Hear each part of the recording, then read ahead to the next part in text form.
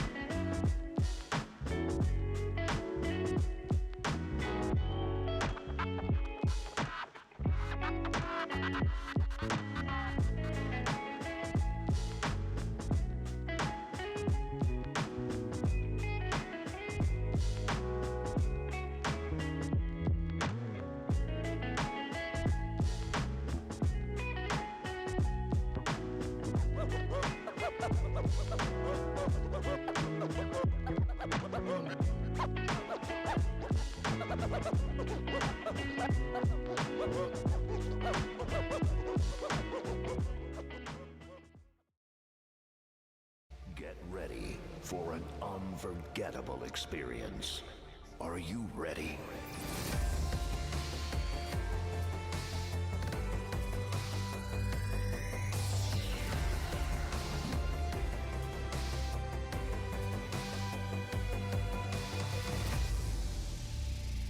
Five, four, three, two, one.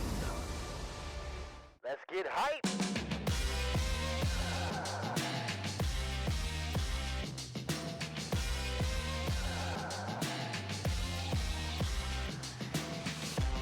What's going on, Cowboys Nation? Welcome to another episode of the Late Night Hype. Another special guest, the one and only, the voice of reason, Mr. Jesse Holley. That's no I. No I, by the way. No, don't you do it. Coming up, he's going to keep it real, giving us the Dak Prescott, his thoughts on the Cowboys, and everything in between. Let's go.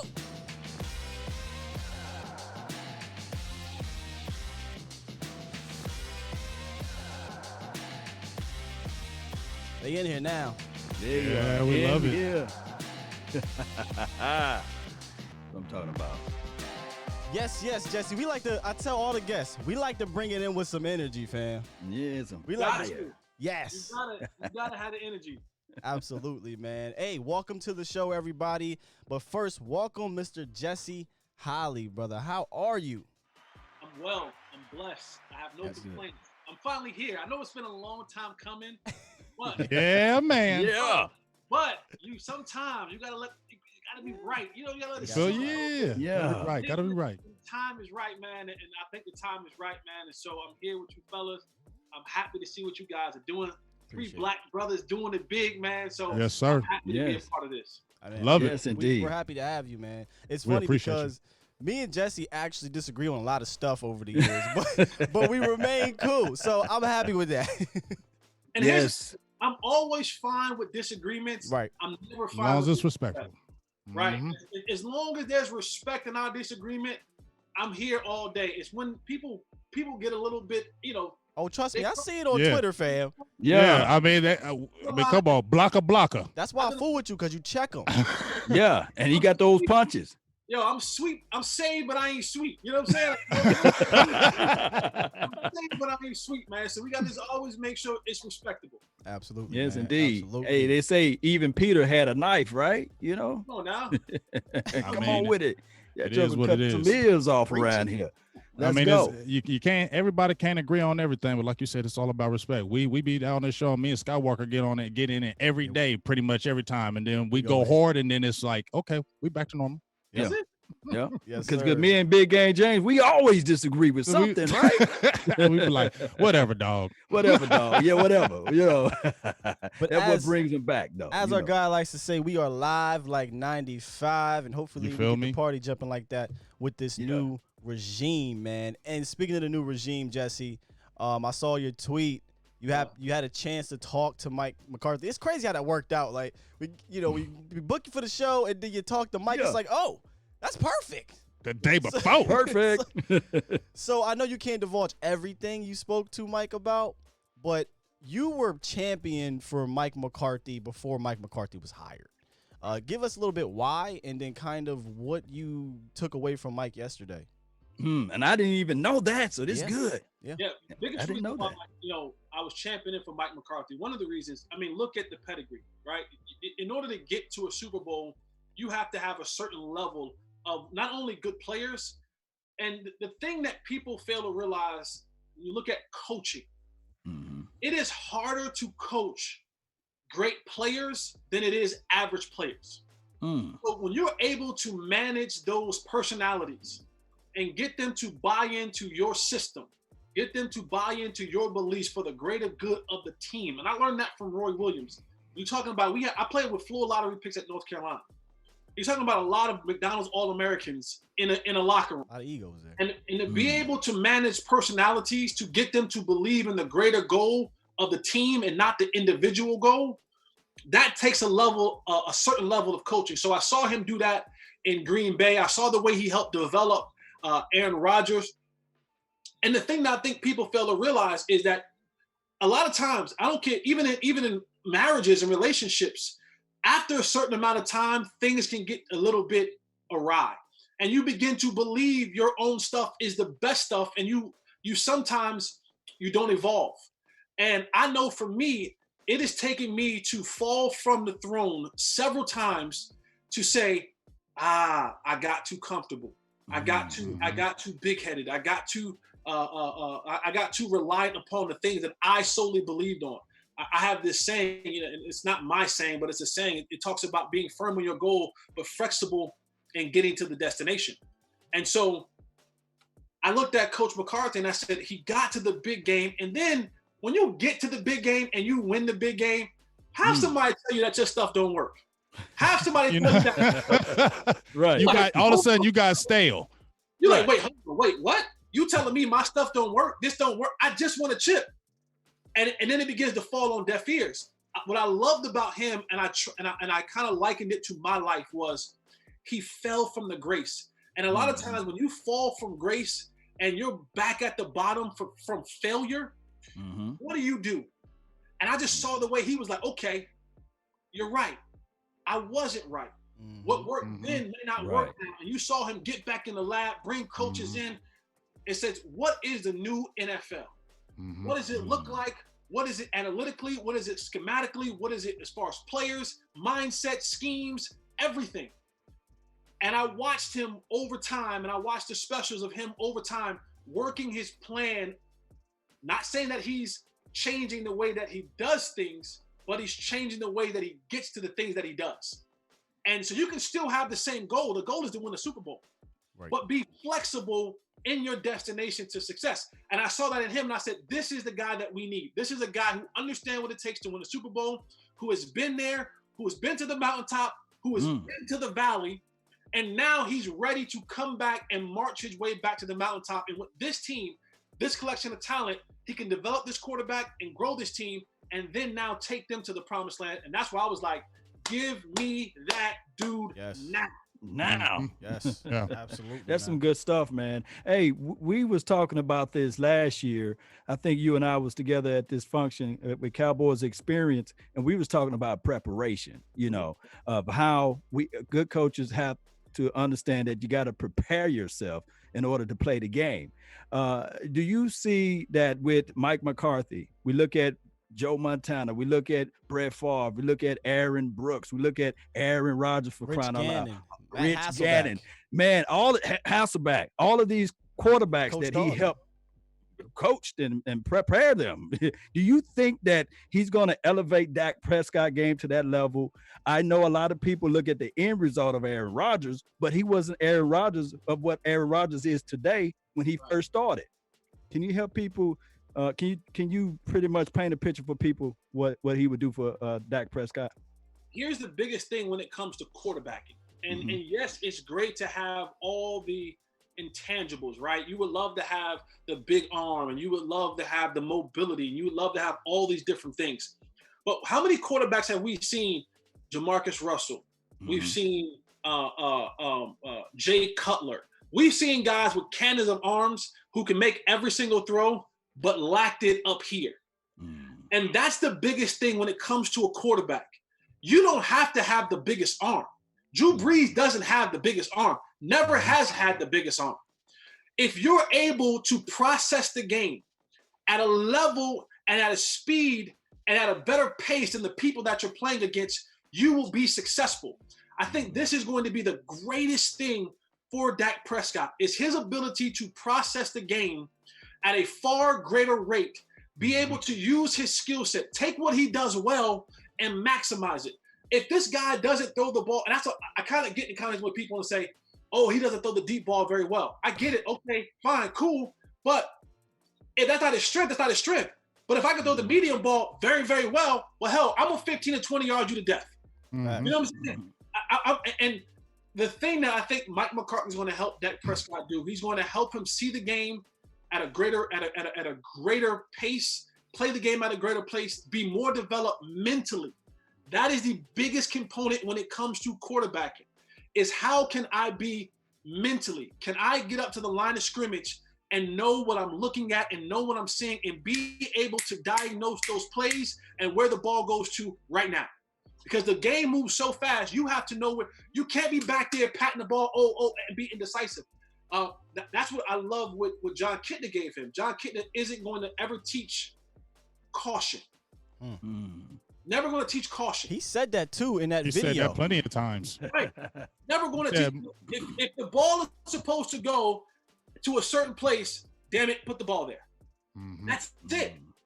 That is the nature of the game. I think Mike McCarthy is going to help Dak elevate his game mentally. The physical part, where he at now, Dak, I don't care how much working out he does. I don't care what quarterback guru he go to. He ain't throwing the ball 70 yards. Yeah, no. That ain't in his DNA. He ain't when God was making him, he didn't give him the extra little bit of Patrick Mahomes throw the ball 70 yards on a fling, or Aaron Rodgers. No, he said, you have a little bit. That's fine. But being able to process the game and to deliver the ball to the places where it's supposed to go, because every play that's designed has a specific read and where the ball is supposed to go, and it's all about timing. If he can get that down to where it's supposed to go, when it's supposed to go, and how it's supposed to go, he'll be fine. Man, a lot of people in the comment box saying, preach, man. Go ahead, Big Game James. I'm hogging the mic over here, baby. No, you good. You good. I just want to get this quick question out, because we're talking about Dak Prescott. We're talking about, I feel you. And when Mike McCarthy was talking about, when they were talking about possibly Garrett going away or possibly being gone, he was my number one guy, because everything, well, you probably said it deeper than I did, but I felt what you were saying. But with Kellen Moore, it hurt me that John Kitna was gone, because I feel like he did tremendous things with Dak Prescott. It hurt me that he was gone, but you still have a Kellen Moore there. Who is with the play calling? Who do you think? Because we know how much McCarthy loves calling those plays. Is he going to get to a point where he just starts doing it, or is it going to be, Kellen, do your thing and I'll keep a watch afar, and if it gets crazy, I'll take over? What do you think that relationship will be this year? You retain Kellen Moore for the reason that you brought him on, right? Because if you wanted a quarterback coach, you could have got rid of Kellen Moore and kept John Kitna, and then let Mike McCarthy go ahead and call the plays. Right. You kept Kellen Moore because this is where he's supposed to, this is where they want him to be. This is the game plan for him. He is the young upstart offensive coordinator in the league. Now, I was really hard on Kellen Moore last year because I know what it is to have an offensive coordinator. It is so easy and so simple to sit there and practice and sit there in training camp and call plays and it's out like, boom, let's go. But when that heat on you, Jesse, didn't we see some of it last year? I mean, let's be Talk to us. What was going on? and that thing is happening quick, and you trying to find what the next play is, and things ain't going right. That takes a level of experience. You have to be experienced. Offensive coordinators don't think play by play. They got to have 3, 4, 5 plays in advance already ready to go. How do you get there? Kellen Moore never called plays before. Yep. It's one thing to be even as a quarterback, you're still waiting for someone to give you a call. And then you react off the call that someone has given you. And then you react off the call that someone has given you and then what the defense gives you. Yeah. So you're still in the waiting position. As an offensive coordinator, you have to be 2 steps ahead. You got to call a play for first down and also be ready to call what play we're going to call on third down. You got to have scenarios in your head. If it's successful, if it lost yards, that takes experience. And you don't, the only way, and here's the thing, the only way you gain that experience is through the fire. Yes. Yeah, through the fire. Man, you're on the same wavelength. He went through the Fire and desire. And then he went through the fire, and then he was coaching for a coach that had a limited amount of creativity in his own plays. Talk to us about Garrett right quick. Can we turn the knife on that one a little bit more? Can we talk about that, please? With Kellen Moore, I think now that he's come, he's had a year, right? He's had a year to kind of process what he's done. And if he's what everyone is say he is as far as being a student of the game, he sits back in the offseason and he evaluates himself and he said, I was poor there, I was poor there, I was good here, I was good there. And now I built on the things that I was good at and I correct things that I was bad at. So I think he's going to have a much better year this year because he has a little bit of, okay, experience. I'm not going to things just raw and green at calling plays. I have a better understanding. And when situations come up, he's going to go, oh, I remember on 3rd and short against this defensive coordinator a year or so ago. Recall. That thing's happened. But, and to the Jason Garrett point, here's the funny part about it. And I got killed for this. I got killed for this. And I'm talking about 5, 6, 7 years ago. You bitter. You a hater. You all this stuff. I'm like, dog, I've been cut 3 times. I got no reason to be mad at nobody. I'm just telling y'all what I know. Yeah. Listen up. I'm listening now. When you can stand on the sideline and the defense can call what route's about to be coming,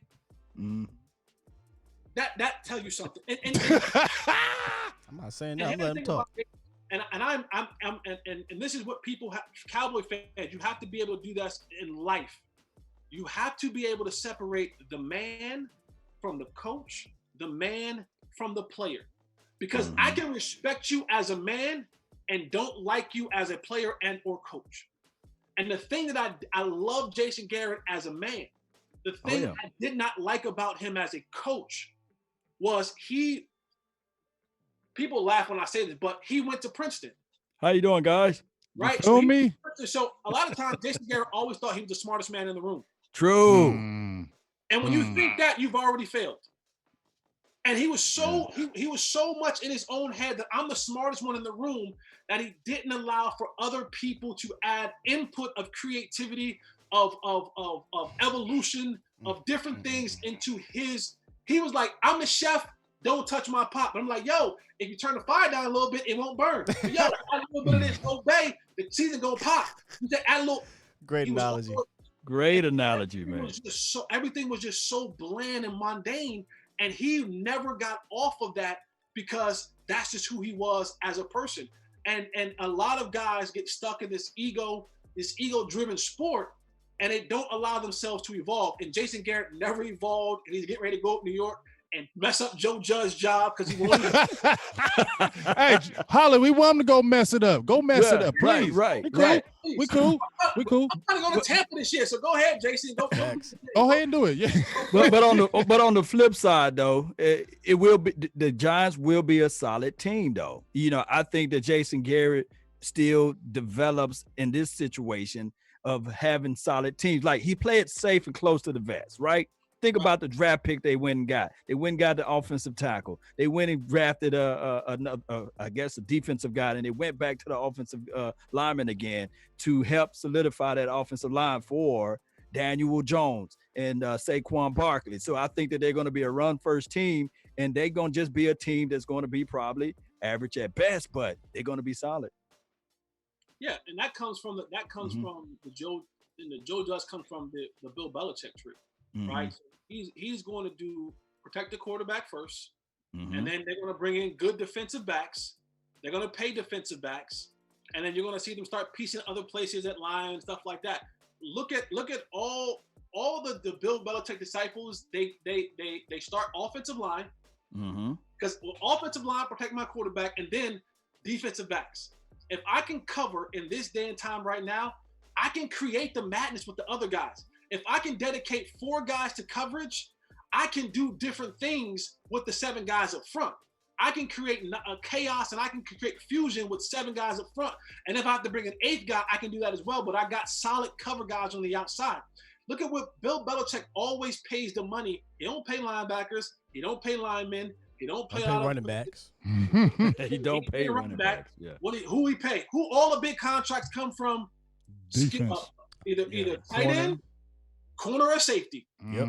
God dog, boy, you genius over there. Cause I just not thinking about it. Talib, he went and got him. He went and got the guy, Revis. Oh, Revis. Oh, look at the safeties. I mean, look at the safeties. Yeah, he went and got the safeties. He had Patrick Chung for a while. He had he's got McCourty's right now. Yeah, he had Logan Gilmore. He left. Logan Ryan. A bunch of guys before they left. Huh. Now go and look what Miami's done in their draft. And their offseason. Anyone got Byron? Yeah, secondary.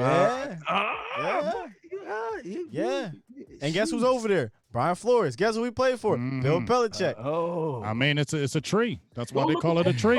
All of Miami money was spent at. Cornerbacks, safeties. You can go to Tennessee. Look who Tennessee with Vrabel. They got Beard. Is it Bird, the safety? Yep. Paying him. They paid Logan Ryan.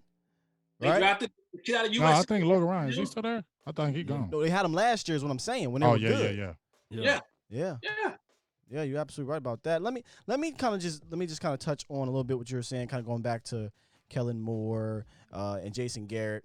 Here's my thing. You had an amazing, I don't want to call it a rant because it was real. You had an amazing view after the Jets game, I think it was, where you talked about it was pretty much embarrassing that we went into that game knowing there were so many people injured and that our wide receiver was injured and he had a chance of not finishing that game, and you did nothing to adjust to a blitz-happy defensive coordinator.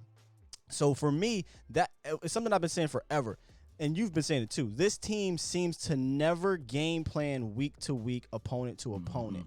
I don't know if that's something that you talked to McCarthy about, but we've heard Jason Garrett say, hey, we're going to do what we do no matter if we're playing on the stars, the moons, the parking lot, or the field. But is this something McCarthy has talked about doing where we will game plan from week to week, team to team, whether it be offense or defense? Because we didn't really see that under Jason Garrett. Will we see a stark difference? Because I want to see that. I think so. I think so. And one of the reasons why, even the way he went into the draft, he told Will McClay, it's not about the scheme, it's about the player. Go get me guys. If you go get me guys, I can do whatever the hell I need to do week in and week out. I'm not going to box these guys into a scheme. I'm going to fit a scheme around the guys that I have. And that's the difference. Jason Garrett was trying to box guys into a scheme. And that's why you had guys who couldn't cover running backs, who couldn't cover tight ends, and guys who couldn't do a lot of different things because there was such an emphasis on here's what we're going to do. Here's the box that we're in, and we have to fit everyone in that box. And I think Mike McCarthy, what he's come in and he's going to do is saying, no. Go get me dogs. And I'm going to adjust the dogs that you go get me. Okay. I'm going to put dogs in position to bite. I'm not going to have a dog go do what he's not well equipped to do. So why would I put myself in a situation to have a guy be a D tackle when he's really a DN? Crawford. Why? Right. Why? Because if he's not going to do well there, don't put him there. Right. Okay, packages. Hey, guess what?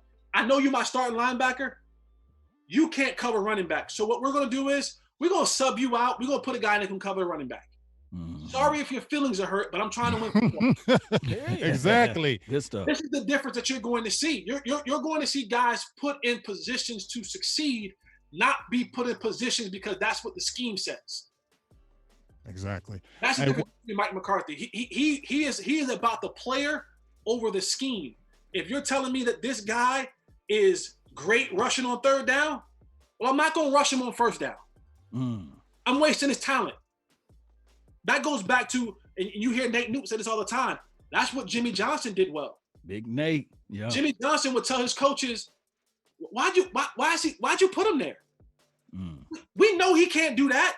Put him where he's going to be on the field. Put him exactly where he's going to be successful every single time. And if we can do that, if you can put your players in the best position possible to be successful at a higher rate, your percentages of winning the down, winning the series, and winning the game goes up. Yeah. That's all you want. I just want to be able to give myself the greatest percentage to win the down, the series, and the game. If I do that, I'm okay with the end result. But how many times have we went into a press conference and we've heard, oh, we got to execute. You got to execute. Execute. He can't do it. He can't do it. And look, I recall this game, and it was against the Eagles. I know that we didn't put up a lot of points, but the big pass that was caught on the outside by one of the Walmart All-Stars, and, number 84 for the Eagles, it was against, what's that guy name? It was the linebacker on a wheel Michael route. Smith. I mean, you can try to execute that play a million times over, but Jesse, if you line up out wide and it's a linebacker on you, what you gonna do? What you gonna do? Yeah. Throw the hand up. Give it to me. Yeah. Give it to me every time. It don't matter. Offensive guy, and how many times did we watch in games? There was a mismatch and just it. But because that was the head and the guys underneath him saying, well, we're doing this, and if he just does, no, he can't do it. You're asking the man to do something that he can't do, and then you want to fuss at him for being a failure. No, you're the failure for putting him in that situation. It is your job. If you're a father and you don't set your son up to do things the right way, you failed him. You failed him. If you're a father and you don't show your daughter proper love and she goes out somewhere and now find love with a knucklehead, you failed her. She didn't. You failed her. If you're a head football coach and you don't put your players in position to be successful, you failed them. It's one thing if that play was a messed up play, but when it happens over and over and over and over again, dog, I don't care how much want to or will that you have. If Tyreek Hill runs a 4.2 and the other guy that runs a 4.5 and they run in a straight line, I don't care how much you think scheme gonna matter. He can't stay in front of him. Jesse, I'm gonna quote you, Jesse. Man to man. I'm gonna quote you, and it was an amazing quote, and I love it. 1 time's an accident, 2 times a trend, 3 times a habit. It takes 21 days to build a habit, and the Cowboys, on a number of occasions, it wasn't just 3 games in a row, and a couple 3 games in a row, they did things like this, and it became a habit. And honestly, it wasn't just last year. It's been 10 years worth of it, period. I love that quote, man. I will always go back to it. Always.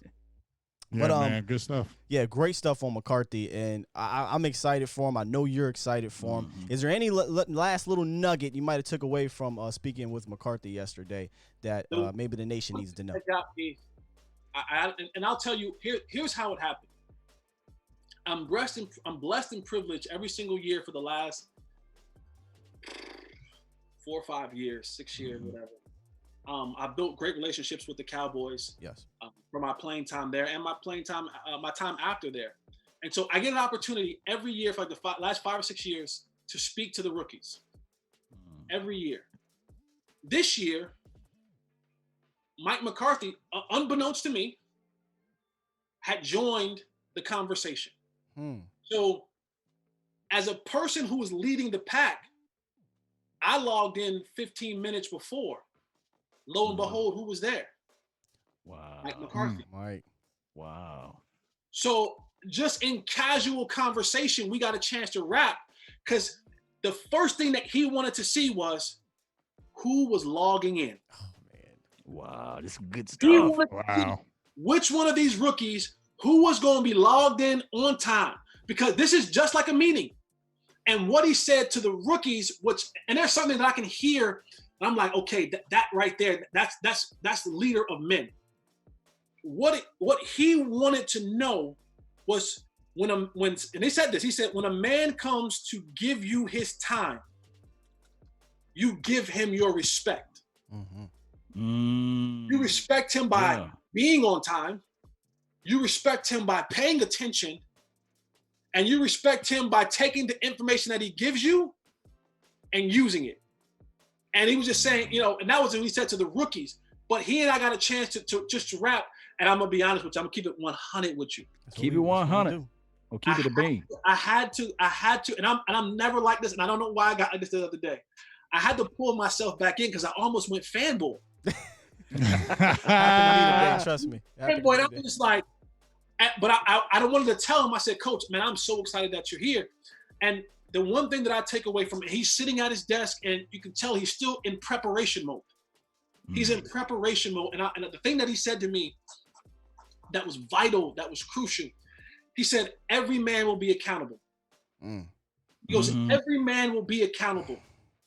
If you think you're going to have a jersey with a helmet with a star on it, and a jersey with your name on it for this team, you will be accountable to the men that came before you, to the men that are lined up next to you. And he said, when I talk about accountability, I talk about it from myself down. Oh my goodness.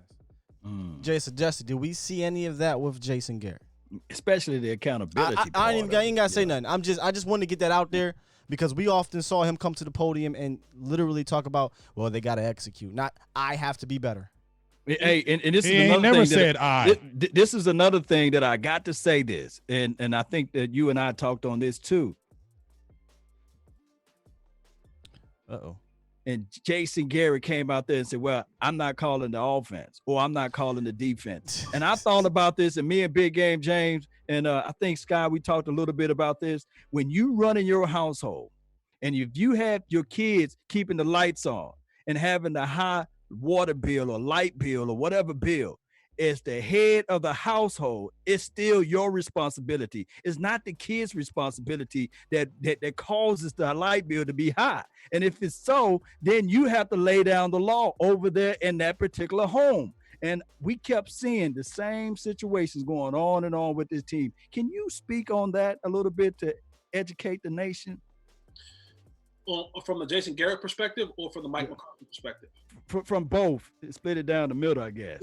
What we're going to see now. Accountability, yeah. Under Jason Garrett, there was no accountability. Just flat out. There wasn't. And guys knew it. Here's the thing about, and I say us as men and as football players. Right. You're dealing with alpha males. True. For the most part, you're dealing with alpha males. You're dealing with a bunch of males who are used to running the show, right? If you make it to the National Football League, you are the best in your fishbowl. You were the best you were considered one of the best in your fishbowl, whether it's D1, D2, D3, NIAA, wherever that. You were considered one of the best in your fishbowl. You're considered one of the best in your home. So you have all of these guys who are alpha males. And the first thing that we are able to sniff out is bull. The first thing we're able to sniff out is bull, because at the end of the day, you want me to go out there and put my body on the line for you. Yes, I get some reward in this as well, but in essence, for you, because I'm getting my call from you. I'm getting everything that I'm going out here doing from you. And so the minute I stop respecting you, I stop respecting your word, your plan, your everything. And all it takes for you to lose my respect is for you to not be authentic. And when you say one thing on one out of one side of your mouth and then another thing on the other side of your mouth, I'm done. That's it. And what you saw last year with the Cowboys were you had guys who would walk into the building and knew no matter what, I'm the starting, say the position. Safety. Yeah, we just talked about this in the last starting being, and nobody or nothing was going to take me from that because the man upstairs, the head coach, wasn't going to hold me accountable. So why would I even go out there and what do we start here at the end of the year? Well, we got guys going out there doing their own thing. But they ain't just start doing that. Guys just don't start doing their own thing. How can we never hear that in New England? How can we never hear that in New Orleans? How can we never hear that in teams that are consistently winning? Because there's a level of respect and accountability that is held to the highest degree by the head coach. Jason Garrett, guys were just given the opportunity to go out there and play. On the flip side, you will not see that with Mike McCarthy. You will see there will be competition across the board. Love it. Those guys who go out there and play will have earned that spot, not just for the year, for the week. Because you got to earn it again next week. And then the week after that, and the week after that. And if you can't do it the way that they've asked you to do it to the best of your ability, then unlike Jason Garrett, you're not going to be on the field. Wow. So bye, Tristan Hill. Tristan, you think they brought them defensive linemen? Exactly.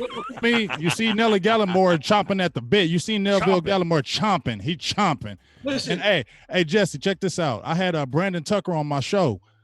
He's training Alden Smith right now. That's my guy. That's my guy. Hey, I love Brandon. He was telling me about Tristan Hill, and he was telling me how them guys they wasn't feeling him in that locker room like at all. Like it was a point to where they were just like, you know what I mean? Like we just don't fool with you. They just said he was a different kind of dude. Yeah. And that's possible, but the biggest thing is that, and I'll borrow this from Mike Fisher, there were 53 different brands. Jeez. Well, I know there was a few brands we knew about. And everybody, and here's the thing, everybody was trying to capitalize on their brand on Sunday. Swipe. That's all I'm saying. Yeah. Touchdown, swipe. Yeah, Like, but why? it was a lot of them. It was a lot of them. Everybody was trying to capitalize on their own brand, and you just can't. Wins will take care of everything. Right. So Jesse, do you think that you see how you saying everybody was capitalized on their brand? So do you feel like they were already in their mind like, man, we ain't really going nowhere with this dude? Yeah, absolutely. Again, you know Bull when you see Bull. Yeah. Word up. Yeah. When you were, if you a stand up dude, yo, when you be around enough guys, you like, yo, that's your Right. boy. Yeah. You know what I'm saying? And then Yeah. when and that's the biggest thing, because there comes a point in time where you have to have a level of just personal pride. They didn't have that. You didn't have enough guys who had personal pride. Like you had enough guys that was like, yo, we're gonna lose this game. I'm gonna be uptown. I'm gonna be uptown in 30 minutes. There wasn't enough personal pride, and there wasn't enough guys in here who was. This is the biggest thing. We love to say, oh, one of the youngest locker rooms in the league, young. Young. This is the problem when you have a young football team. You have nobody to put their foot up somebody's butt. You know what I'm saying? That see, Jason Witten can't do it. You already left, bro. Man, we're not talking to you no more. You're not valid. Man, then we just oh my God. Here's my thing. Ain't we been saying that, y'all though? You're not valid in this locker room anymore. And your boy head coach, his word is not valid in his locker room anymore. And so now you have a bunch of guys who just don't have pride, and nobody made them pay for that. Mm-hmm. Nobody made them pay. Nobody was like, oh, let me make an example of somebody. You cut. Oh, You bitch. Man, God, man, we've been knocking this shit. Wow. How long do we have to keep a kicker on the oh my God, 14 weeks. The most. This is the dude you're supposed to be like, yo, my man, come on, let's go, my man, come on. But it was like you look around, and you going, he's still here. Oh, but you want me to go out there and put my neck on the line to back up the dude who shouldn't even be out there? Nah, I'm good. And here's the thing about what you're saying. for a guy that runs such a vanilla type of offense with no creativity, and what I like to say is Jason Garrett's regime, when we're good, it's because the horses are available. The horses, the top guys are available, because under a vanilla regime like that, you need your top guys to play great all the time. So if you lose a little bit of that credibility or a little bit of that, I don't want to say motivation, but that want to for your coach, that spells trouble for a guy that can't overcome that with scheme. So in my opinion, when you lose that locker room, right, I'm not saying that they lost it, but when you lose a little bit of that edge, it's a wrap for a guy like that. It's a wrap. You can say it. He lost it. He lost There you go. And people knew like he ain't gonna be here next year anyway. So why you gotta respect this dude? He ain't gonna be here. As the season went on, folks knew. You hear the rumblings. You knew he ain't gonna be here. He ain't gonna be here next year. All the inconsistencies, we kept talking about it. The only way that was saving his job was the Super Bowl. I mean, and we knew that wasn't happening. We all knew it. I mean, it's just that sad thing about it is that it had to go on this long. That's the disheartening thing about all this, Jesse. In my opinion, is that we all felt this. We all knew it. They knew it. It's like it's like the elephant in the room. Like, this is the worst kept secret around here, and yet you still keep doing this over and over, year after year in and year out, and you wasted years on players. That just frustrating to me when you seen this, and it's like, we all knew this. Why do we have to take this long? I honestly believe that when you saw how the league was going, all these new hot shots were coming in, and all these new guys. Jerry really wanted Jason Garrett to work. He did. He really wanted Jason to work. He wanted to be able to say, this was the guy that I believed in 10 years ago.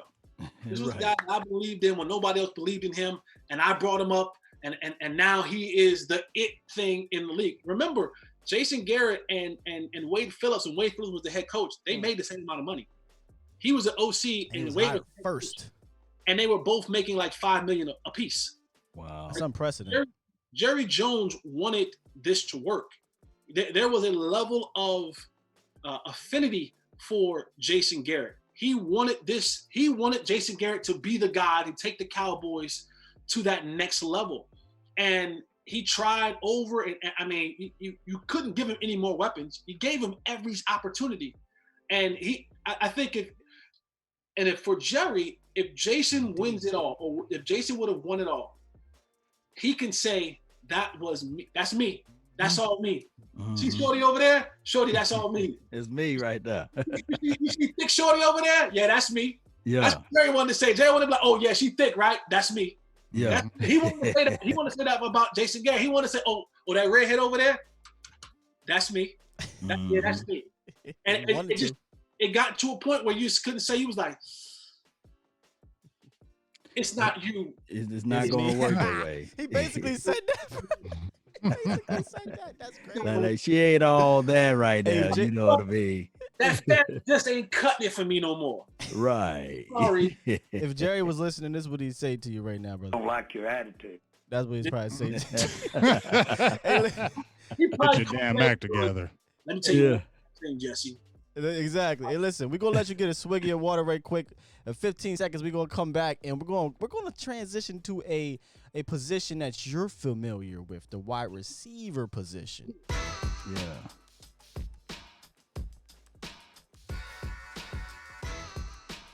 Let's do it, man. This is good. Let's keep going. Yes, it Yeah, did. let's rock it. I'm loving it.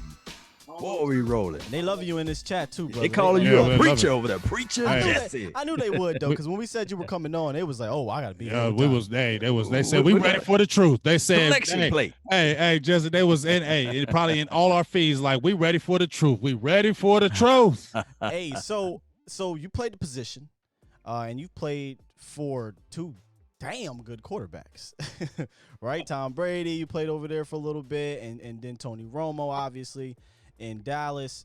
And so you're very familiar with the position. You even were obviously on the show with Mike, and you're probably close with Michael Irvin, I should say. For those that don't know, the Mr. Fourth and Long is not just a gadgety name. He literally is Mr. Fourth and Long. That's real talk. Okay. And he had one of the most famous plays during that Romo. Honestly, dog, when you think about it, it has to be up there. I don't mean to kind of derail, but that got to be up there when you think about some of those plays, because that game was important. And we'll get to that at the end of the show. I don't mean to do that. But so CD Lamb, He was Yes. drafted. I know you looked into the draft at these receivers because it's the position Mhm. you play and you know very well. We all thought here on the panel that's wide receiver 1. We were extremely shocked. He fell to 17, and it seemed as though Dallas was shocked he fell to 17. Kind of your take on just that part of it, him falling and him being with part of the Cowboys for the present and the future. Does it spell something for the future? I'm like you. I'm like everybody else that was watching. I was like, is this gonna happen? What is happening? Yeah. Going on.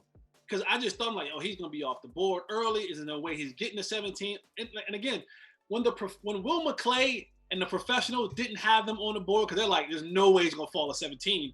That tells you that it just was something that was like, it shocked me.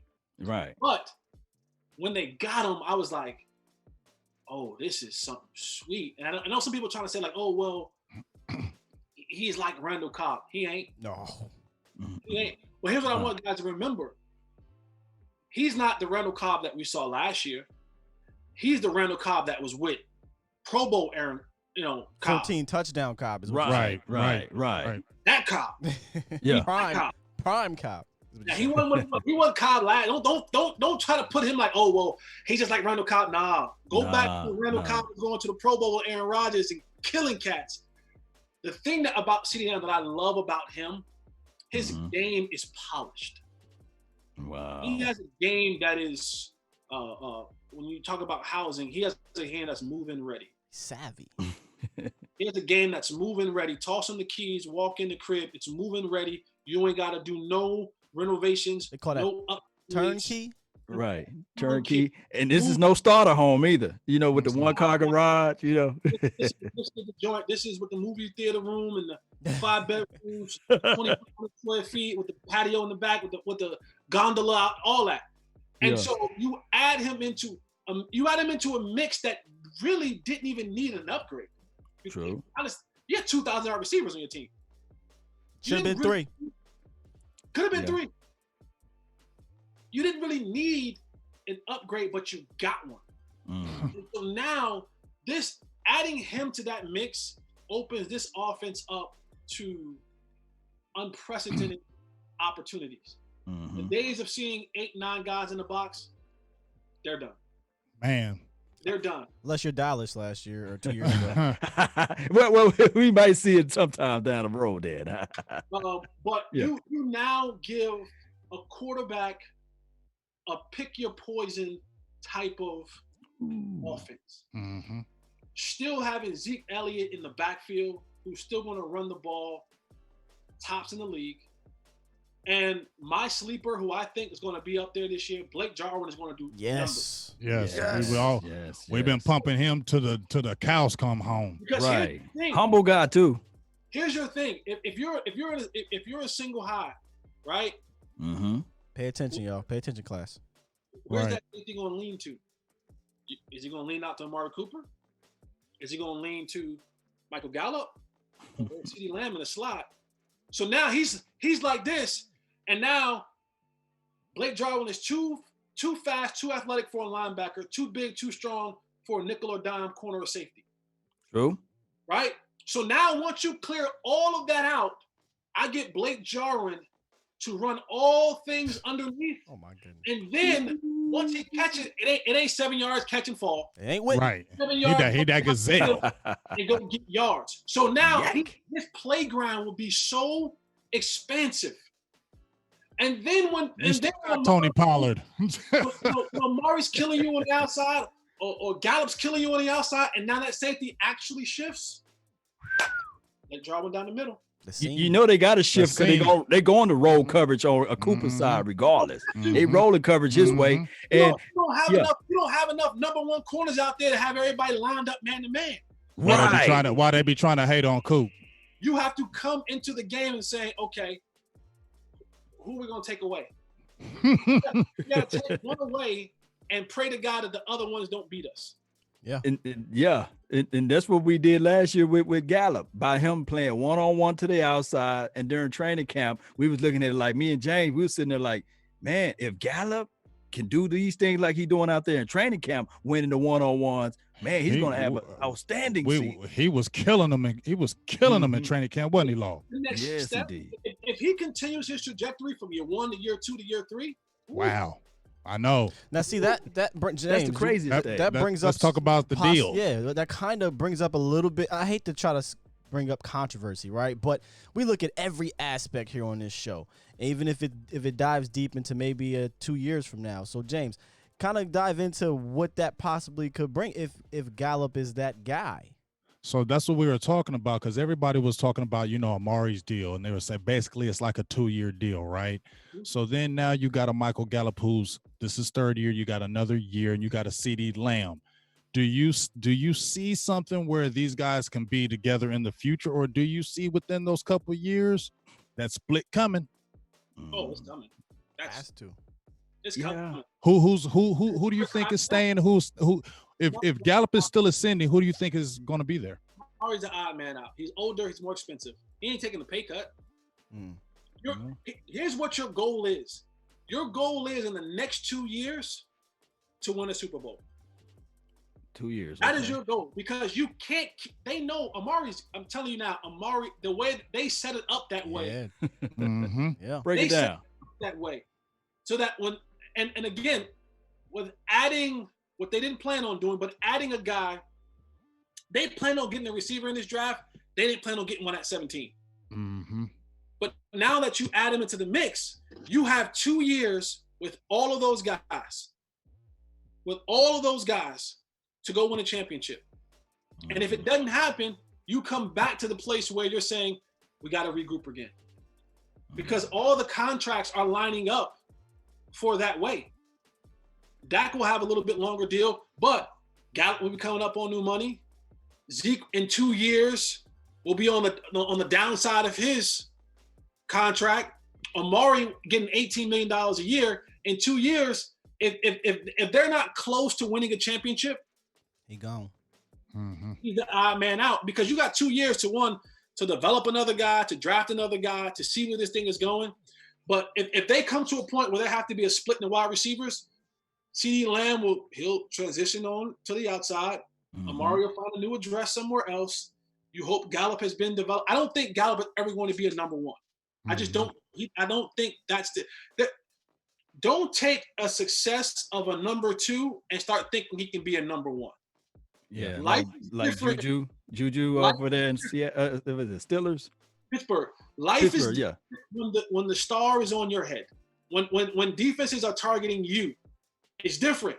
There's a different animal. There's a different type of game that you have to have. So I like Michael, and there's nothing wrong with being a number 2. People kind of put this thing on being a number 2 is like, oh, well, you ain't. No, everybody's not a number 1. Be a number 2 and be a damn good number 2, and you'll make a lot of money. You'll make a lot of plays, and hopefully you will help carry your team to a championship. But if this thing comes down to it in the next 2 years, and they're not close to winning a championship or haven't won a championship, now if they've won a championship, Jerry likes to. He might be a little bit kind of. Jerry might throw some bread around, Playboy. He said, "Forget you, Steven. Forget what you said. I'm gonna spend some money. I want me some glory hole. If you get that You can see Amari Cooper finding a new address. See what you said. What you said is great, because Gallup is a 2. That's no offense to Gallup. He's one of the best wide receiver 2s in the entire league. But CeeDee Lamb, that boy a number 1 wide receiver. He can be a number 1 guy. And if Coop is out, you could just put CD right in there. Let's pump the brakes. We'll find out. We'll find out, because how many pounds he is? How many pounds he is? Yeah, but we seen guys, Law, that's under 200. AJ Green, them guys. Well, I'm talking about when I look at CeeDee Lamb's tape, he lined up 40% of his snaps at OU inside the slot. Now I'm just looking at 60% outside. Yeah, well, yeah. You gotta look but I'm at looking at it like this. But now he's finna go with this big. He's gonna have time to develop, though. Yeah, he's gonna have time to develop. So he ain't gotta put it this way, so Jesse. good. Where do you see him as? Yeah, where do you see him in the future? Jesse? Do you see him as a slot guy? I don't think he's just a slot guy. But do you see him as a wide receiver 1, wide receiver 2? I'm gonna keep it the buck. Slot is becoming the new number 1 though. Like that's what. Okay. Like that's where the league. Everybody's trying to find small slot guys now. that can go out there and just eat the middle of the field up. Like that's where guys are looking to have those small slot fast guys where now it is so hard to cover a guy in the slot when you have it two ways to break.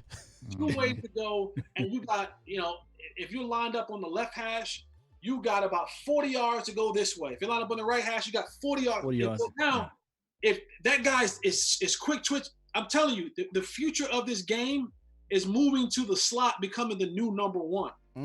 Guys are going to try to get into the slot a lot more because your opportunities are far greater.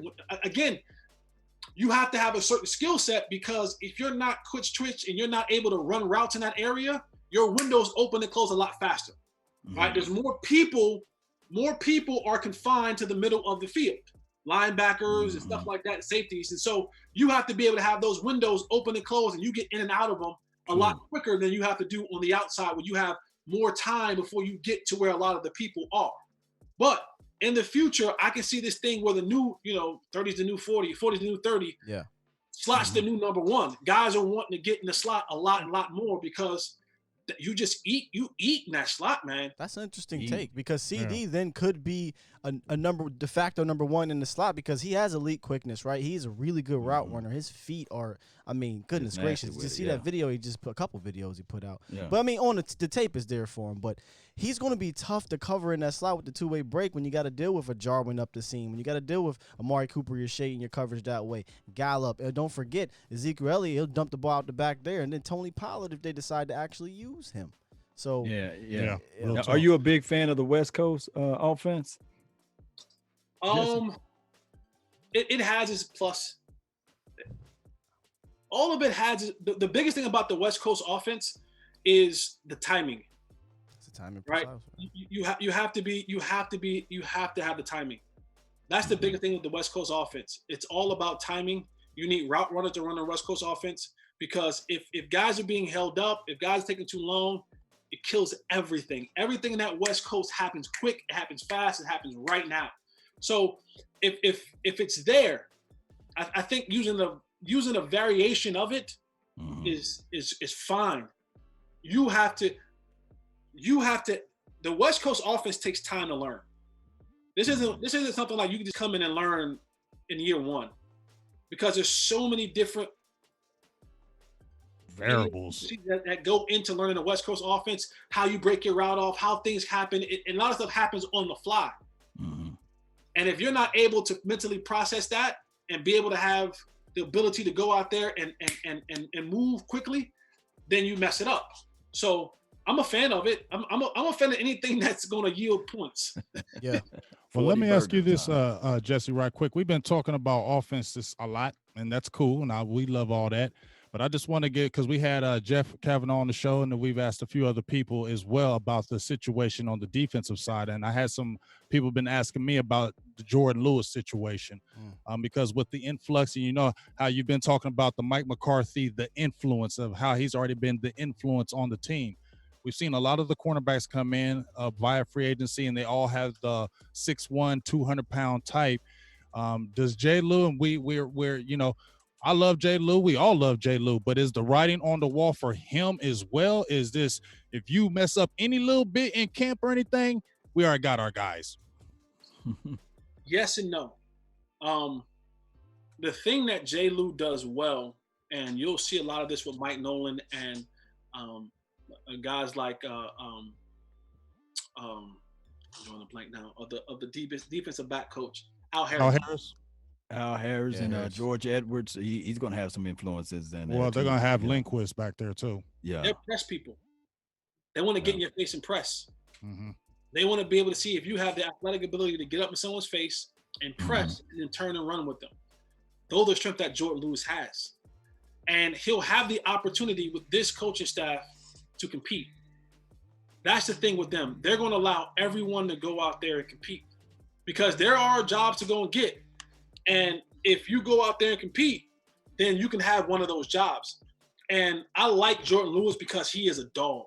Like everybody keeps coming through saying that. He's a dog. We all know he's a dog. Yeah. He just he wants to compete. So the greatest thing that happened to Jordan Lewis is that the old regime is gone. True. They placed a thought process of what Jordan Lewis was and what he could do, and if they didn't like it like that, then it wasn't a go. I think this coaching staff comes in, especially with them not having training camp or OTA and stuff like that. They're going to want guys to go out there and compete for a spot. And I think when it comes to just straight out competition, Jordan Lewis is going to show the cream will rise to the top. So Right. Yeah. He got to rise up real quick because they put money in the pockets of Anthony Brown. So Right. That's he what's gonna crazy. have to rise. That's crazy, huh? But there's no attachment with Mike McCarthy, Right. Mike Nolan, and those other guys. Okay. So those guys are coming in and saying, listen, and you have this when you're a new coach, you have this ability in like year 1 or year 2 where you can go and say, yeah, I know you paid him a little bit of money last year, but he worked for us. And Jerry and Steven will go for it because they're saying, all right, well, put him out there. If you think that he's better, then put him out there and he better produce. He better produce. He has because to. not then put the guy out there we paying money to. But when you're year 1 and year 2 of kind of a new start, ownership usually sometimes gives you that leeway of saying, yeah, this guy wasn't the guy that we picked. I like this other guy a lot more, and he fits better to what we are doing, and I want to go with him. And usually ownership goes, okay, let's see how this works out. I know that we gave Anthony Brown a couple pennies, a couple change, but if you're saying that this guy is going to be better for what we do and it yields success, I don't see a problem.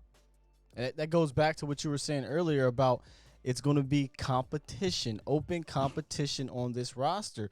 And we all believe that something feels funny about, the 3-year extension with AB, bringing in all those 6'1" cornerbacks. But at the end of the day, we also all agree they got to go out there and prove it. It doesn't really matter with the 6'1" and $3 million. If Jay Lou is better, he's better. You can't have enough corners in this league. This is a passing league. More teams are going to be in 3 wide receiver sets, 4 wide receiver sets. So it's almost the adage of it's better to have and not need than need and not have. Right? I like that saying. I'm gonna use that one. Good corners aren't just, it's like good offensive linemen and good corners. They ain't just sitting out there on the street. People hoard them. People are saying, listen, I want all the good offensive linemen that can play. They may not start. They may not even dress out some weeks.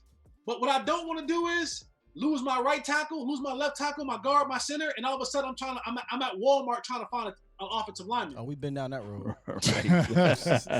Chaz Green. It's the same thing with defensive back.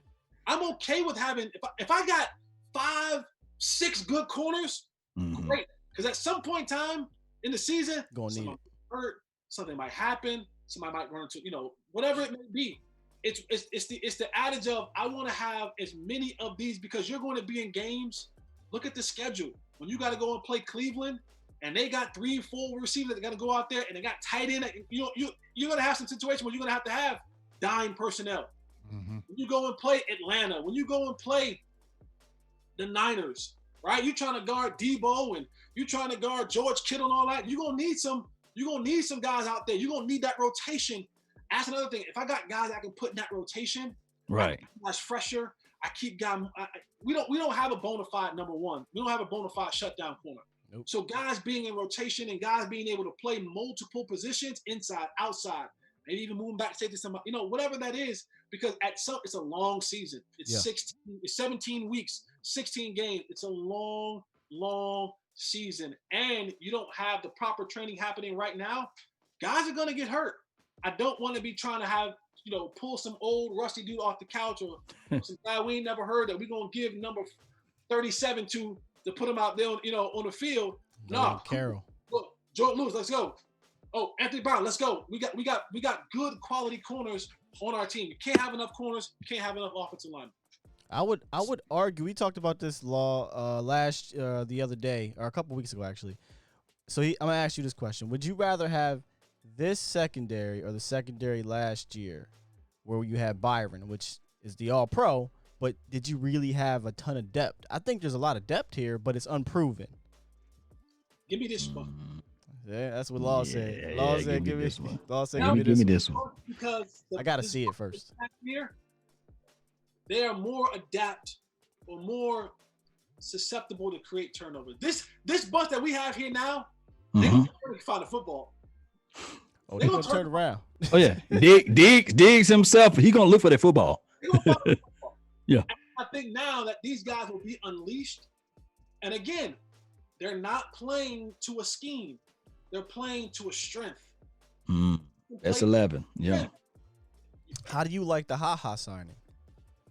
Safe. It's safe. Mm, It's safe. It's okay. I like it. The biggest thing, and maybe this is just a Cowboy thing, but we want all, for some reason we want all pros. Yes. Every position. Every position. Every position. Right. It's at every position. Let's go get Earl. I heard people say, "Let's go get Earl Thomas." Hey, Let's go get Earl Thomas. I said, whoa, wait a Dude, minute. they now. have two top safeties. Jamal Adams and Earl Thomas at safety. We want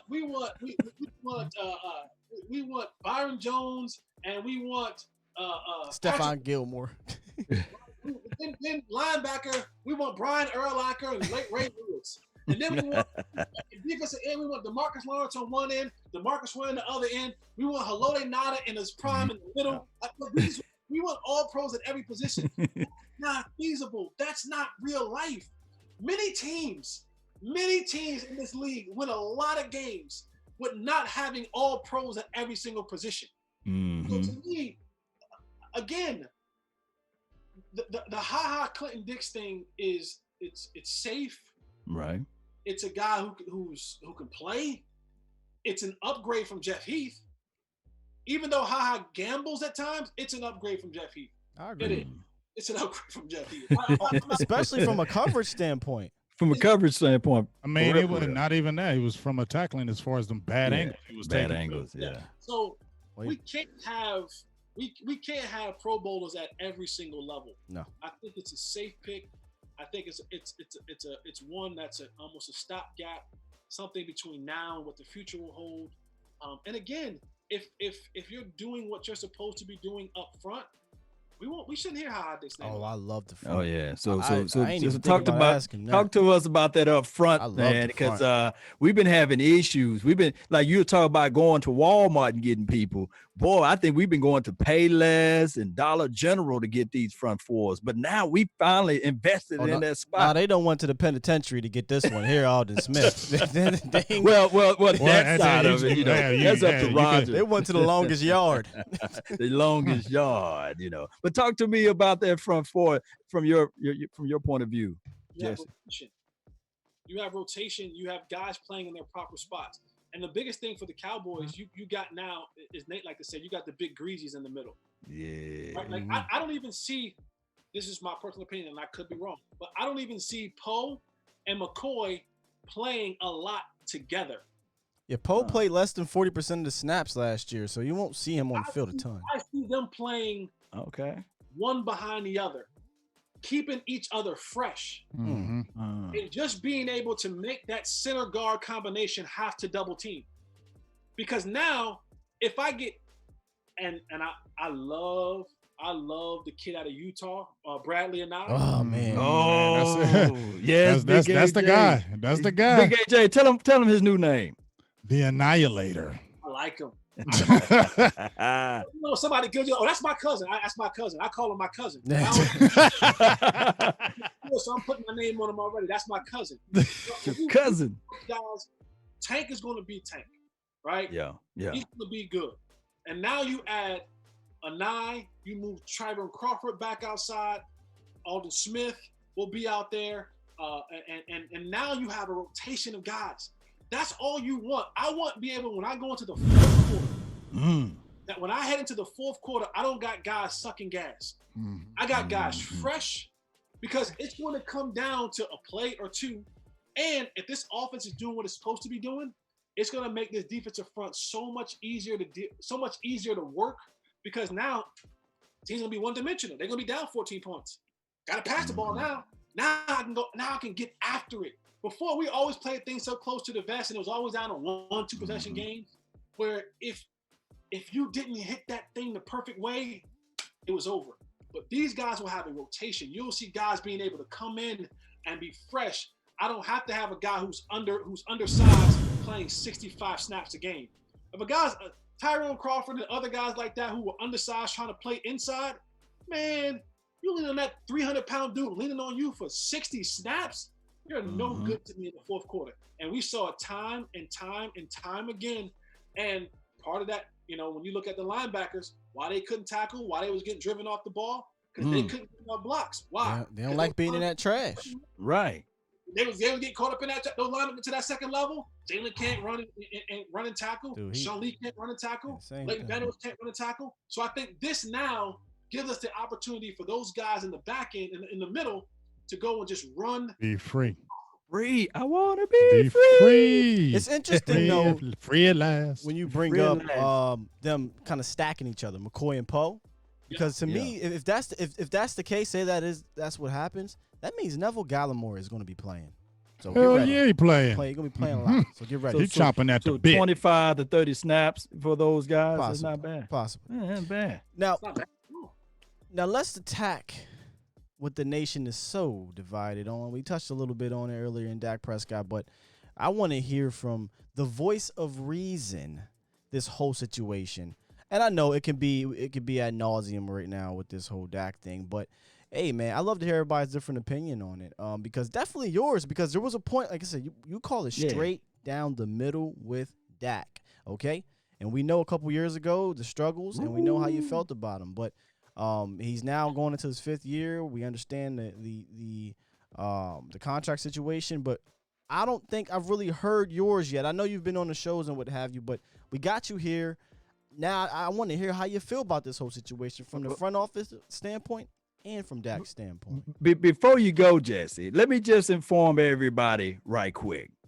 Jesse, for 2016 and 17, he gave my brother from another mother, no other, don't look like Danny Glover, Dak Prescott, hell. He gave him some hell, and he called it straight down the middle. I love it. So, Jesse, the floor is yours. Yeah, like you said, early on in Dak's career, I didn't believe. I didn't believe in what he was. I understand when a guy comes into the league and no one has any film on him, knows who he is, that lends for you to have some success. And then he began, to play more and more. And the thing that really sold me on him was when John Kitna came to the Cowboys. And I know the kind of man that John Kitna is. That's my brother. Like John Kitna, he and I, we speak every single day. And when I got a chance to talk to him, and I knew the work that he was going to put in with him, and we've heard John Kitna say this before, that John Kitna, he's like, I don't teach caution. I'm gonna let this thing rip, and I'm gonna show him how to let this thing rip. I'm gonna teach him the game fundamentally, but I'm also going to help him grow into something spectacular. And then when I begin to see those things, those traits, I look at, he had that bounce in his step, and he felt he was confident. He commanded the huddle, and he was able to go out there and make plays on the field that I said, okay, that's a guy that I can believe in now. The other stuff was a guy just was out there and with a wealth of talent, and it was just, no one really knew him. But when you were able to face that team that you've seen 2 or 3 years in a row and have success and watch your game elevate, that's the thing about a quarterback. Is your game elevating? Are you getting better with every year of experience? And I said, okay, this kid has something. And then I begin to say, oh, no, let me get on this Dak Prescott train. This kid has something. As long as you continue to put the right coaching around him that doesn't stifle him and shackle him, but releases him and grows him and matures him. And they have that now. And going forward, I'm always going to be for the player. I'm always going to be for the player. Dak deserves, you have 4 years of a discount. He deserves to get paid. But I'm also the realist, and I'm also the voice of reason. And I understand business. I understand. Like I said it like this. I want Dak to get every red cent he deserves. I want him to get a 4-year deal. I want him to get the most guaranteed money in NFL history. I want him to get that. I also want the Cowboys to get their 5-year deal because I understand business. But I'm always going to be for the player because Jerry, Steven, Will, Mike, none of them guys taking a snap. And those billionaire guys have more than enough money, and you only get to play this game for a finite of time. You have to be able to maximize that. And he has maximized his opportunity. You paid him pennies on the dollar for 4 years. So I hope that he holds out. I hope that he gets every red cent that he wants. He deserves it. He's earned it. because at the end of the day, when Dak Prescott is an afterthought, the Jones family will still be billionaires. The Cowboys will still be the #1 franchise in all of sports. They'll be worth 5.10 and 7. Their billions and millions will continue to grow because that's the brand that they have. So I never feel bad when a team has to pay money. You got more than enough money, and your skill set never fails. It will continue to. There's no father time on owning the Cowboys. You'll continue to make money as long as they're around. That can't play forever. So get every red dime that you want and that you deserve. I want him to get paid, and I hope that he stands pat and he stands firm on what he believes. What do you think about this Stephen Jones? Stephen Jones trying to sound fake woke with the analytics stuff, right? It's not analytics. It's simple math. When he says, there's a certain amount of cap that goes to a quarterback, they don't win Super Bowls. It ain't that they don't win Super Bowls. It hadn't happened yet, man. And we're talking about from 2012, I think it was, to now. Mm-hmm. Are we really counting? I love what Mina said. Mina, I think I can't remember her last name, but she's on NFL Network.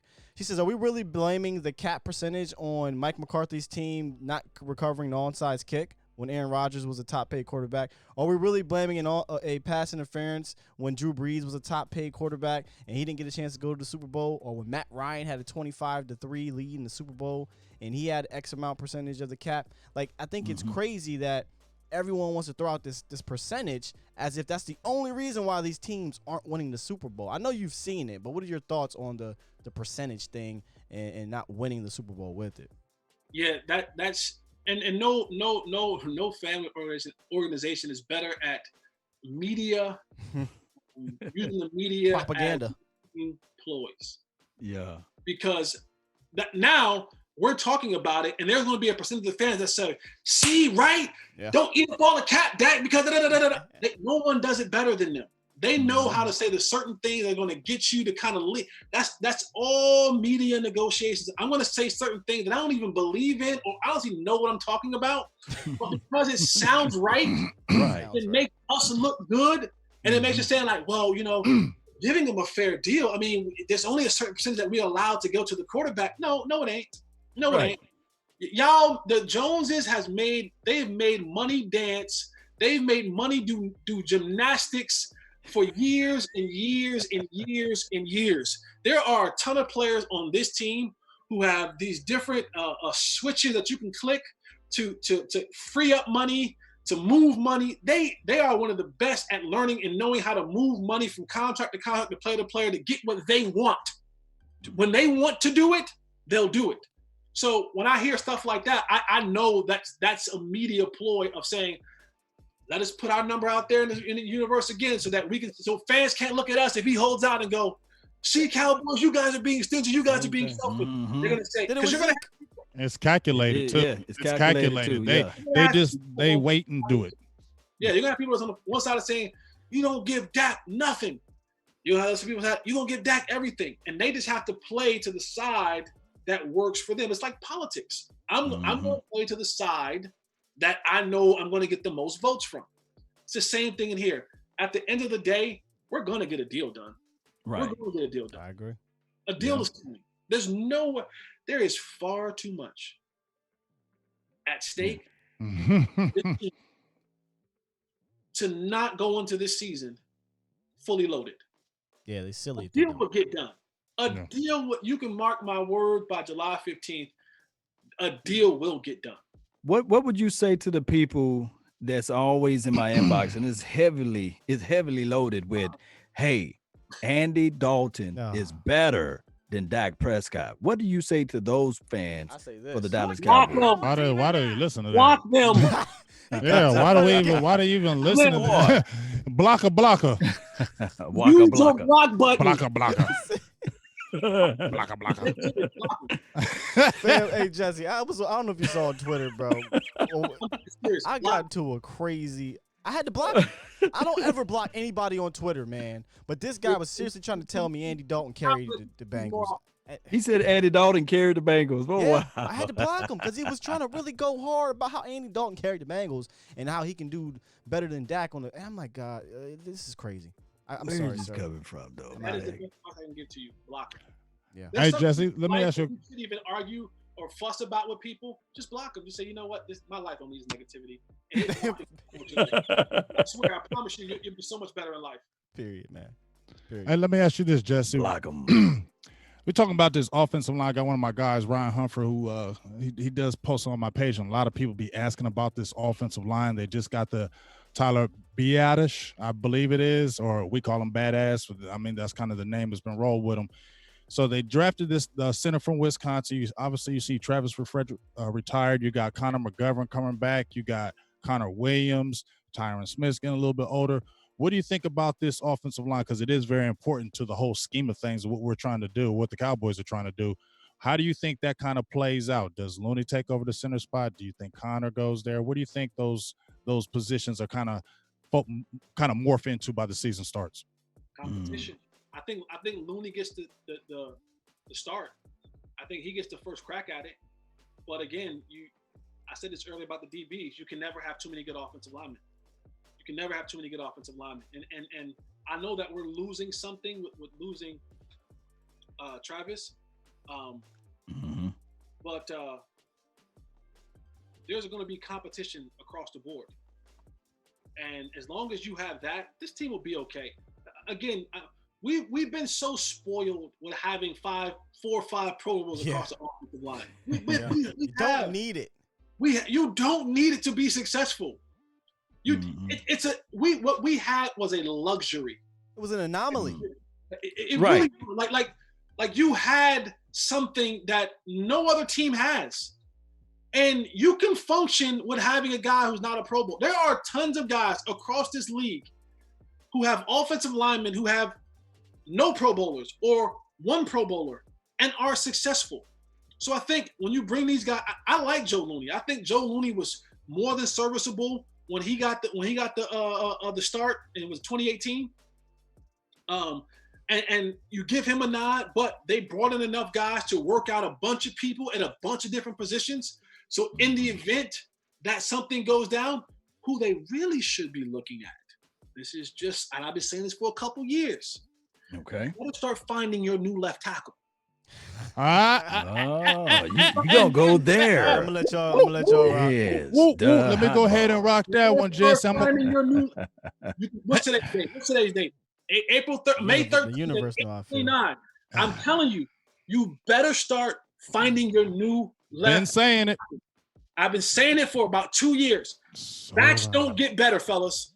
There's not one person that you can find on the face of this earth who've had back problems and had back surgery and their back got better.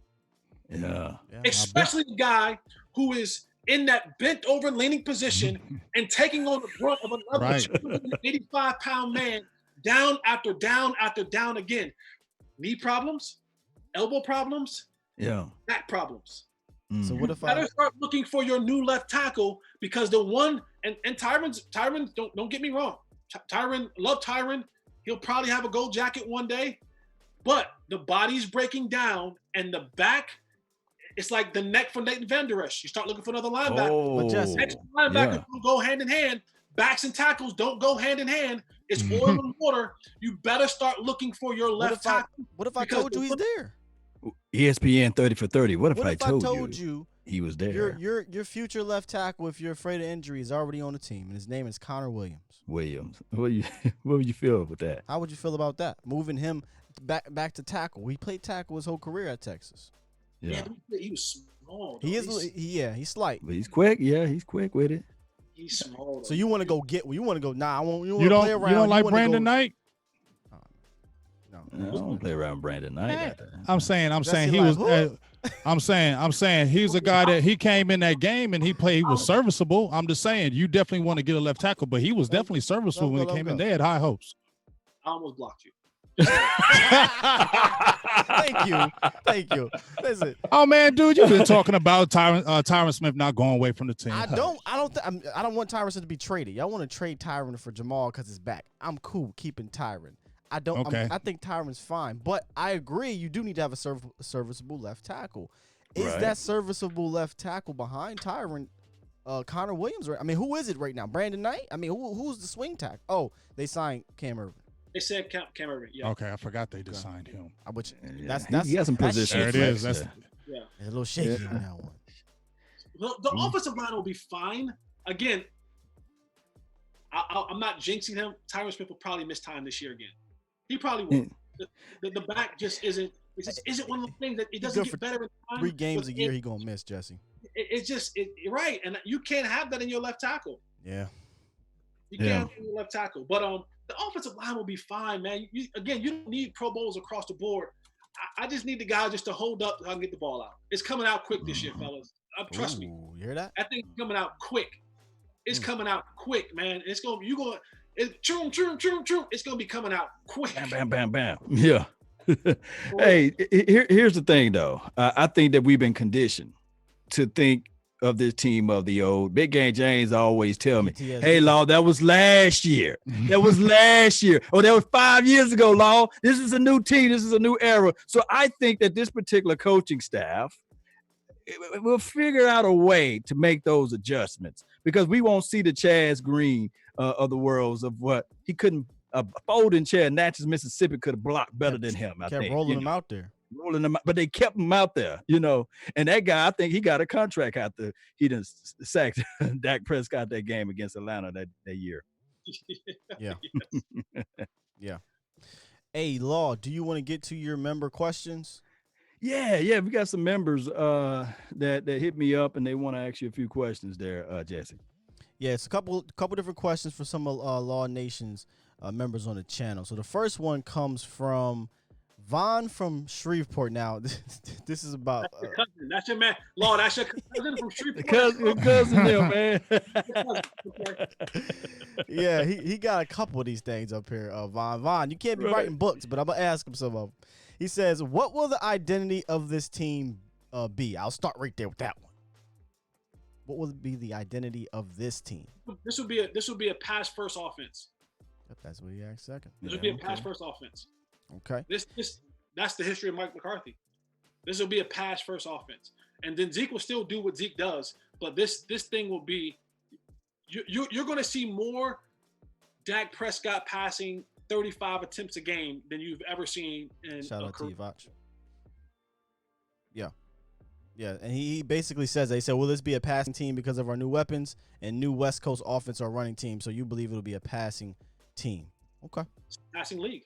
Yeah. I think it'll be more passing. I agree with you, but I don't think he's going to forget about Zeke. Because when he had Eddie Lacy, what did James Jones say? He ran the shit out of him. Yeah. Zeke's still going to eat. Zeke's still going to eat, but you're going to have so many more possessions. That's going to be the thing. So it's no one's going to be lacking attention. Mm-hmm. You're going to just have more possessions, and when you have more possessions, you're able to do different things. And so, more possessions mean I can get Zeke more opportunities. I can get and once you get into the fourth quarter and you up 14, 15 points, you feed Zeke. Yeah. Mm-hmm. Yeah, I agree. That's probably what happened. Sounds like a good point. All right, the second question is from Akeem. I cannot believe. Akeem Smith. He says, Law, ask Jesse if Mike McCarthy thinks if there will be a football season this year due to the COVID-19. I don't know if he talked about that yesterday. The way he's preparing, he's ready to go. Like, he thinks it's going to be a season. And I believe that it's going to be a season. I think we're still far enough from the football season. Yeah. With all these other sports in front of us, soccer, baseball, basketball, and things like that, I think there's enough, and unless we have some astronomical spike across the board and like all across America, I think now if you would ask whether they're going to be fans or not, that I do not know. Mm-hmm. There will be football here. We have enough time to let all these other things work out and these other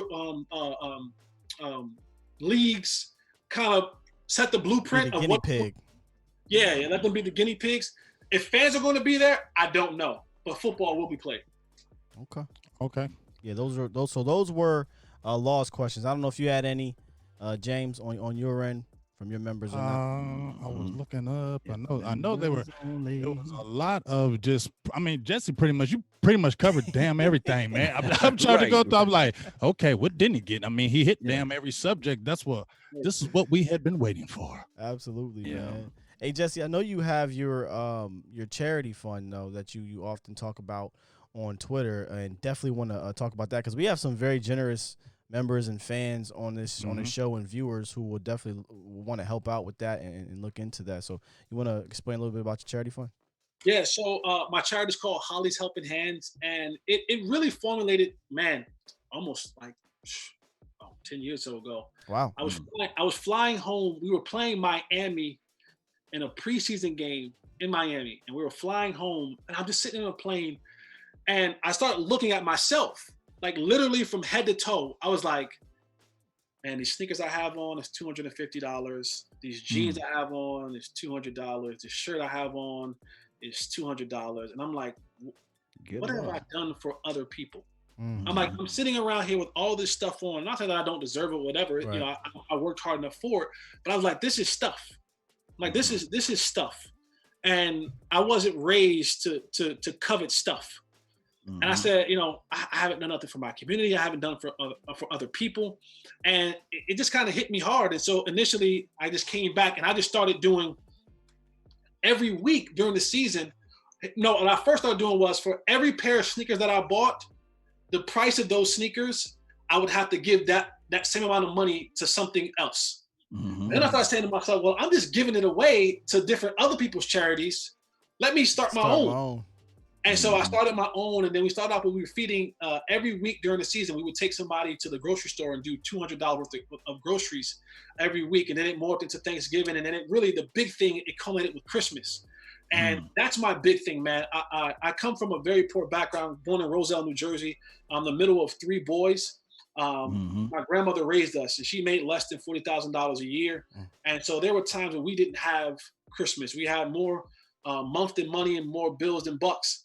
And I always would say to myself, man, I really wish somebody would just come and help us out. You see this stuff on TV, like, oh, this kid got blessed with this or that. Those kids got blessed with that. And we always like, nobody think about us, man. So when I got in that position, I said, you know, I can't help every kid, but I can help some kids.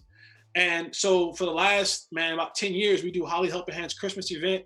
And I find kids in the DFW area. And I get two lists. I get a list of wants and a list of needs. And I get everything on that list that they need, whether it's sneakers, jackets, clothes, underwear, stuff like that, school supplies.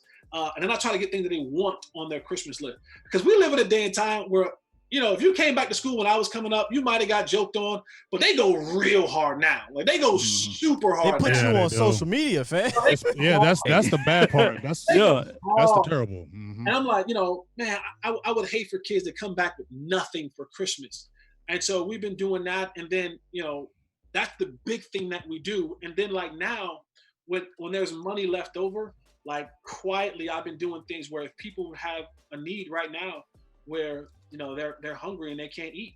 I've been having people reach out to me, and if they have a Walmart in their area, I'll go online and do a list. I'll do a grocery list at Walmart, pay for it, and I just go pick it up, you know. And so it's just all about finding ways to give back to people, man. And I've been put in a very, very blessed position where I remember were times where I didn't know where my next meal was going to come from. I haven't been that way in a very long time. And I know that there's still people who are out there who don't know. And I just have a love for children, and I have a love for people in need, and I want to help them as best I possibly can, because I know I can't help everybody. I know I can't. But legacy is formed by helping one person.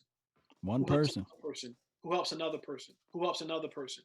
Like people are being helped today who don't know who Holley is. That's my grandmother. That's the one who showed me how to give.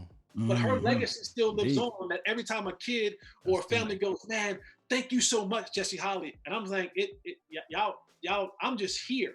This happened because my grandmother who did this 30 years ago and showed you the way 30 years ago, you're being blessed because of it today. And that's legacy. And I hope that one day, 20 years from now, someone says, I'm going to bless a family this Christmas because Jesse Holley blessed me 20 Christmases ago. That family will never know who Jesse Holley is, but they'll be blessed because of the legacy that I left in that other family.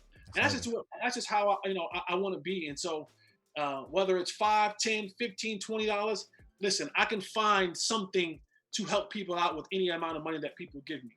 That's heavy. Lord, That's heavy. Shout out to Grandmama Holly. Man, Sounds like shout out to the whole fam. Oh, fam. I drop your Twitter link in the description box there I so put people the can helping hands in there too. The Yeah. help Yeah. Holly helping hands. put it in there again so I can clip it again. I put it. It's in my feed, but I'll put it in the main one. Okay, Hey cool. Jesse, I wanted to ask you one question right quick. One of my members hit me, said, "Boy, you better ask that question." I just found this. He chin checked me right quick, so I definitely apologize about that one. My guy Dan Lee asked about what team in the division really do you think won the draft, and what team are you excited to see Dallas play this year? Mm. In our division, outside of us, There it is. You know, I said nothing else on that. He's saying in that division, if you think the Cowboys won it, then there it is. If you think who will be second, then I think the Cowboys had, if not, they definitely had the best draft in the division. They had one of the best drafts in the league right. as a whole. Mhm. And I'll briefly just go through the division. Washington will be better, fellas. I know. They'll be good. I'm not saying that they're going to be world beaters. But they'll be They're better going than to be 2 and they're going to 14. be better than what they were. Yeah. Okay. That won't be a cakewalk. Ron Rivera will have those guys, especially defensively. Front. They're going to be ready. It goes back to I think Law. You asked a question earlier about the defensive backs. Mhm. Look what Philly just did. You better have some dogs that can run, because they went and got nothing but speed, Yeah. vertical speed. And if you can't cover vertical speed, you're gonna have a long day. They got Rager and they got Deshaun Jackson and Hightower. You gonna have to run, and then they gonna have Ertz eating you up in the middle. You bet to be able to run and cover. They better be able to catch too. I think these guys gonna be able to catch. No man say Nelson Aguilar and all that. Yeah, like, Right. no, better than those guys. But the Cowboys definitely, and the team I'm looking forward to, man. I want to see Baltimore for me outside the division. Oh yeah, I wanted to see that Baltimore game. It's between Baltimore and the Niners. Yeah. Yeah, that's like back. I think that's two. That's back to back. They're close. They're close. That's way in the tail end. And that's the end of the season, isn't it? Yeah, the identity should be already established. I don't know if I want to see Baltimore as a whole as much as I want to see Lamar Jackson. Right. I think it's more I want to see Lamar Jackson, but I do want to see, because I do think that if the Cowboys are going to be contenders in the playoffs, you got to beat teams like the 49ers to get to the playoffs. I mean, to get to the Super Bowl. So I want to see how they match up against that defensive front and that team. They're a really good team, but for me, it's Lamar Jackson, seeing Lamar Jackson against us and the Niners. No doubt. And one last one. I apologize. I'm done. I'm apologizing, man. I'm sorry, but we kicking it, man.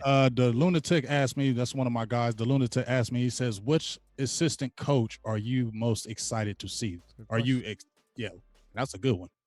The assistant, yeah. You got Tom Sula, you got Tom Lindquist, you got Al Harris. Besides McCarthy, who was the other guy that got you excited on the staff, the assistant coach? I don't know if I have an answer for this. Like, I didn't think about this one. He. Luna, you got me. Lunatic, you got me on this one. Coach you Bones. go, the Look, Lunatic. I'm gonna answer it for him. Coach Bones, because our special team last year was on the bottom end. There you go. Yeah, we was on the bottom end last year, so Yeah, that's a hopefully, good man. question. You know what? I don't know. That's the rest of the people. I don't have nothing. Tweet me the answer one day. Just say, hey Jay, I got you. I remember now. There you go. Send it to the Lunatic. Send it to the Lunatic. I'm gonna really dig at this. It's gonna be like, I got it. Shower or something like that. Some Jerry Jones stuff. Like I was in the shower and it came to me. Hey, listen. I don't know if you study any of these undrafted free agents, but one of my guys here, Del Shap, he wanted to know about your thoughts on Rondell Carter. I think he's a defensive end out of JMU, James Madison. James Madison. I don't know if you studied the undrafted. It's a lot of You guys had Jeff Kavanaugh last Yeah, week. I know That's that. Yeah, he talked about him. I don't even know why. Hey, Shop, I love you, but Jeff talked about him yesterday. Playboy. That's who goes in on those You guys. got to hit that rewind on the other episode. Yeah, go back and watch yesterday's show. I know my strengths, and when you start asking me about now, Like me. now once we get to the season, Then we can talk about him. I'm good. Then I know, like Jeff finds all the guys under the rock. Like, I'm the guy. Like, when I see what is the finished product, then I start digging into those guys in the finished product. So. Hey, kept it being. I'm the same way. When we was doing the draft show, and they'd pick a player, and I didn't know who it was. Reggie Robinson picked in the 4th round, 123. Take it away, Law Nation, because I definitely didn't study that man. Thank you for tuning in to the Law Nation Film Session. Yeah, it is. But my dog, Botch Lombardi, he said he knows everything about Rondell. He's in the chat, so y'all check out Botch Lombardi's film breakdown on Rondell. Jesse, this would be a question right here that may be kind of edgy a little bit, but they want to know your opinion on this. Is Desmond Bryant done? Because you played the game, you played the wide receiver position. Cowboys. Shoot, were you there with Des? I think. I don't know. Yeah, because wasn't Des hurt? Des hurt. It wasn't his quad Weren't hurt. you there with Des? Yeah. You were there with Des. Oh wow. Because when you had that game, wasn't his quad was hurting? That's why you was playing. Then Miles Austin went out that game. Yeah, he hurt his quad against the Jets. We lost on 9/11 again in New York, and he had a quad group. I'll say this because I've known Des for a long time. I got you, AD. Hopes and dreams of Des Bryant playing for the Dallas Cowboys. Let him go. Let them go. Let it go. It's not happening. Not happening. It was never happening. It was never happening. That's what I said. I said once Stephen Jones said it's a wrap, it's over. Listen, if they wanted him, they would have kept him. If they wanted him, they would have kept him. And it didn't matter what other coaches might have wanted him going.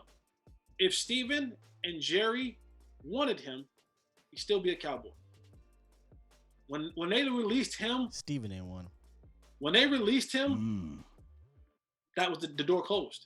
And now all the good talk about it now that kind of gives people hope is just them saying, "Hey, we rekindled our relationship. Let's keep it on the good side of things." It's not that they're saying that they're opening the door for him to come back in. It's just saying we love Des Bryant. He's a part of our family. He's going to be a Cowboy for life. But he ain't playing here no more. There's no need to keep kicking his back in. Let's just say, you never know. They love Des. Jerry Jones loves Des. So he probably had to talk with him and say, listen, we don't have to say negative things about him. Just, keep it cool. I do think that there's a place for him in the National Football League. I do think the biggest thing for Des, and I kind of get upset. Let me say this right. Dez gonna be tweeting.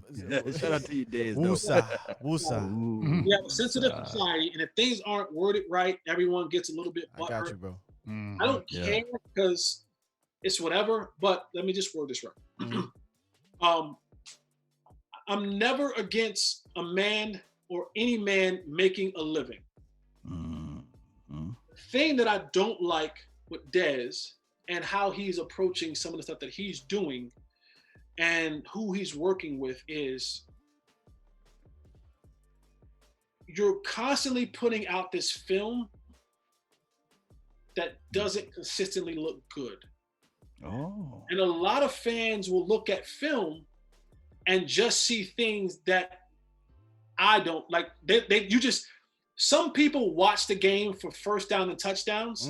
I watch the game from a different perspective. Oh, break it down. So when a lot of these videos come out, especially the early ones, they did not look good. And so it wasn't a good look for Dez, but it was a good look for the representation that was training Dez. Because I get the chance to say that I was training this player. They didn't look good. You're right about that. And I'm not knocking anyone. Everyone has to make a living.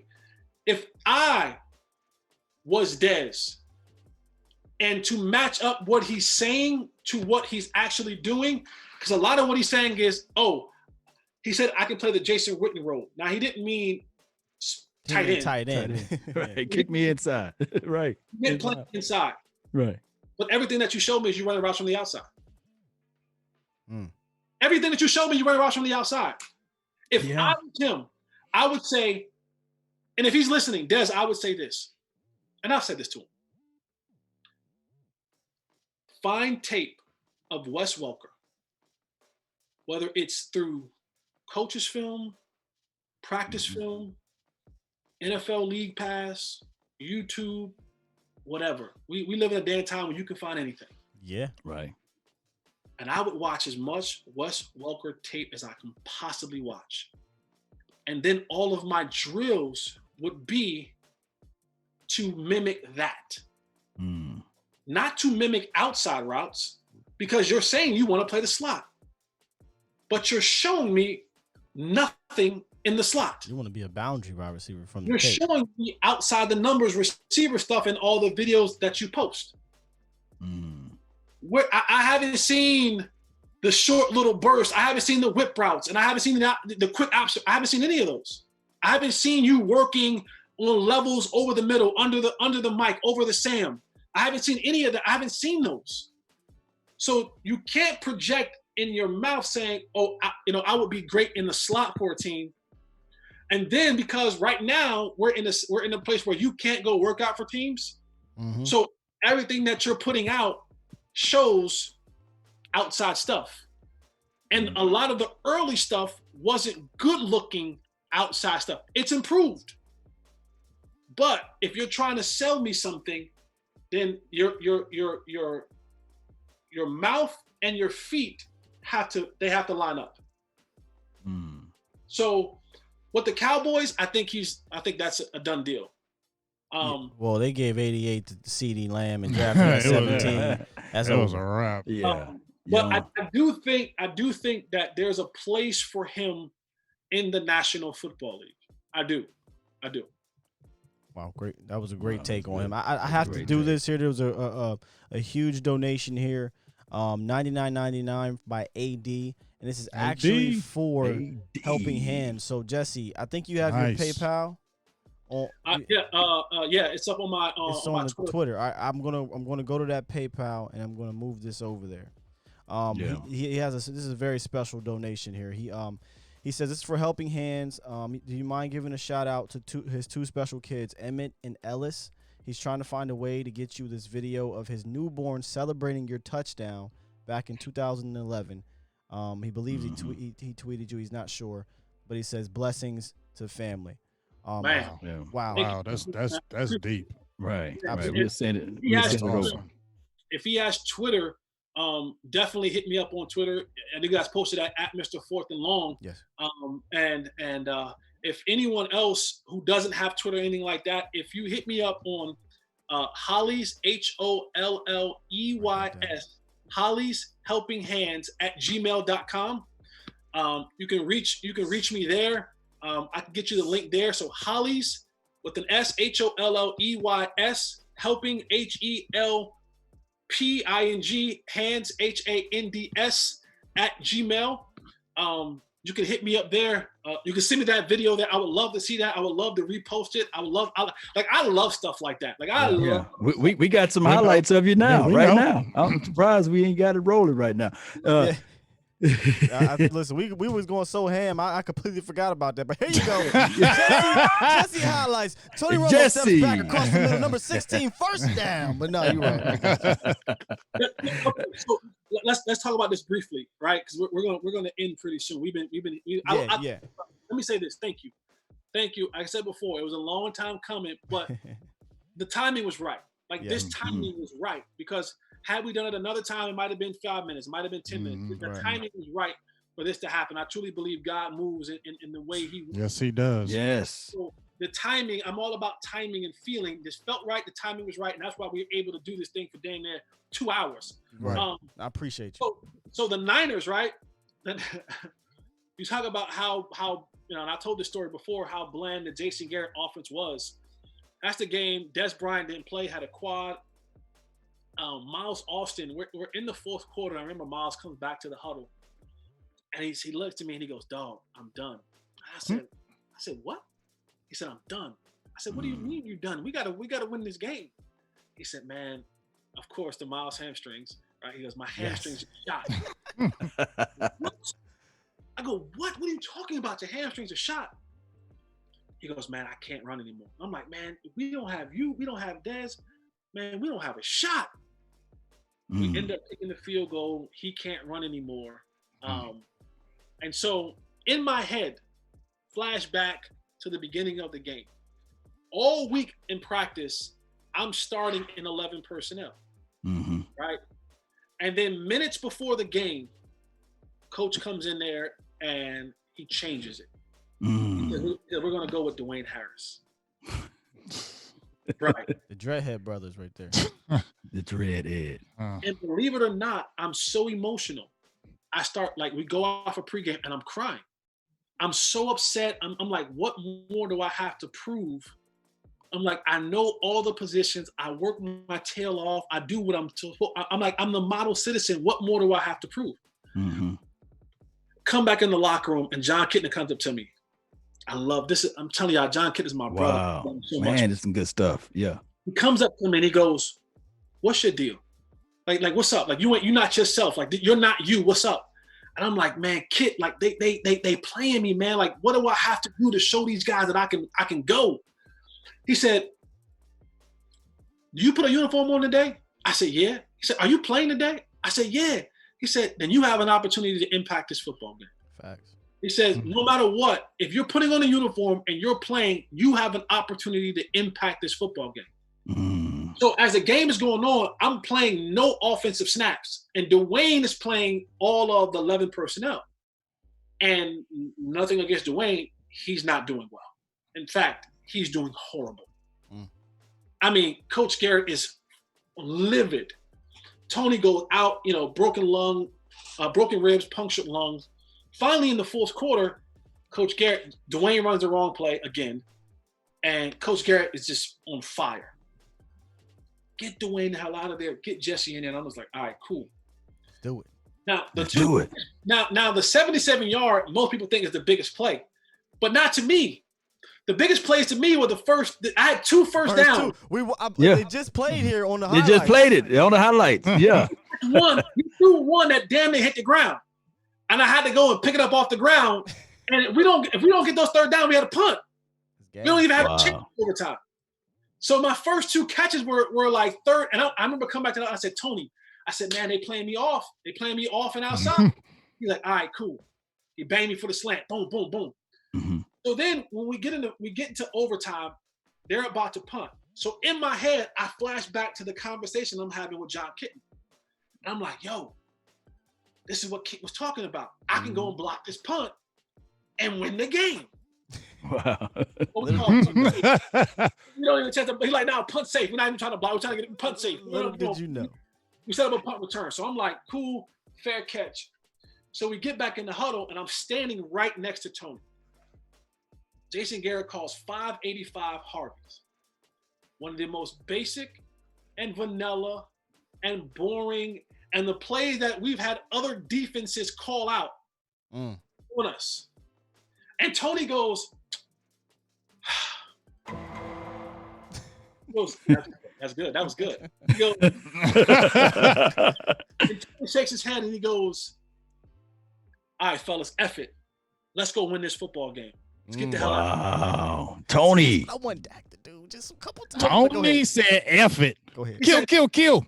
Like literally, he goes, all right, man, F it. Let's go win this football game and get the hell up out of here. That sounds like Tony too, man. I'm looking at him, okay. And so he calls the play. The play is called Z Poker. And so he calls a run play and it's kill to Z Poker. Now, Z Poker is an all or nothing play. Now, Z Poker is for Miles Austin. It's a Z play. Miles was our Z. It's an all or nothing play. Like this play is, if it doesn't go to me, I'm the first, second, and third option. If it doesn't work, you throw it in the stands and we go to second down. Like that is the way that Z Poker is supposed to work. Now, if the safety is just, if it's a single high safety, and he's in the middle of the field, then that's when I jab him and I go over the top. If it's a too high safety, I go up 15 to 18 yards, and I sit in the middle of them. Those are the two options. So I'm looking, he calls the plays, he poker, and I break the huddle, and I go, oh, snap. That's me.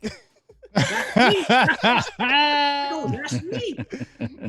And I'm looking, and I'm watching, and I see the safety rotation happening, and I'm like, it's about to happen. And Tony goes, kill. And I go, oh, shit. This is about to happen. And sure enough, he play fakes it to Tashard. The safety bites up. I nod him and go over the top, and I'm running, right? And I'm running. And I look back, and I'm like, come on, Tony, throw the ball. And I'm waiting for the ball. And so I catch it. Now, if you people remember, that day was about 85 degrees in Candlestick, unusually hot. Uh-huh. I had played a couple more plays than I normally am used to playing. So when I catch it, I'm like, run, just run. But I hear Dante Whitner coming up. I can hear him breathe like, Get him. And so I'm like, damn, that end zone is so far away. And I'm pumping. And I'm to the point now, I'm like, yo, I've hit max speed. Now It is right here. There it is right there. Oh, you let him catch you. You put that arm all the way out with that ball. I peaked. And so now I know in my head, okay, just start fading to the sideline and hope he quits.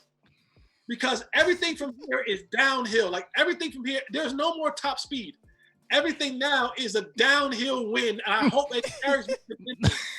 But I hear Dante Whitner like, I can hear it. And I'm like, damn. I'm like, come on, Enzo. Come on. I'm trying to pump my arm, and that monkey jumped on my back. And so people think I'm like celebrating. I'm not celebrating. I damn sure Oh, that's what we. Yeah. We like, is this boy showing off? If he's showing off, if he's celebrating. Showing off. I remember Space Jam. You was trying to reach The basket. So I'm running, and I'm like, damn. And so I can feel Dante like he's on me. And so I'm like, if I just stretch while he grabs me, maybe The momentum's gonna have you go right in. It didn't happen that way. But and here's why I say it didn't happen that way.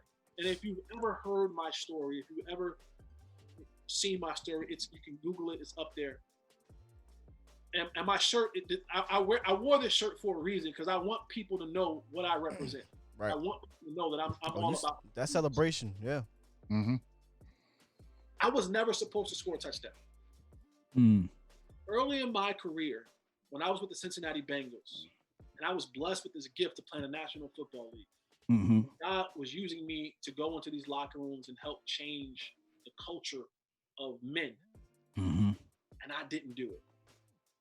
And I was all about everything wrong. I was about partying. I was about hanging out. I was about flying girls in and out of the city.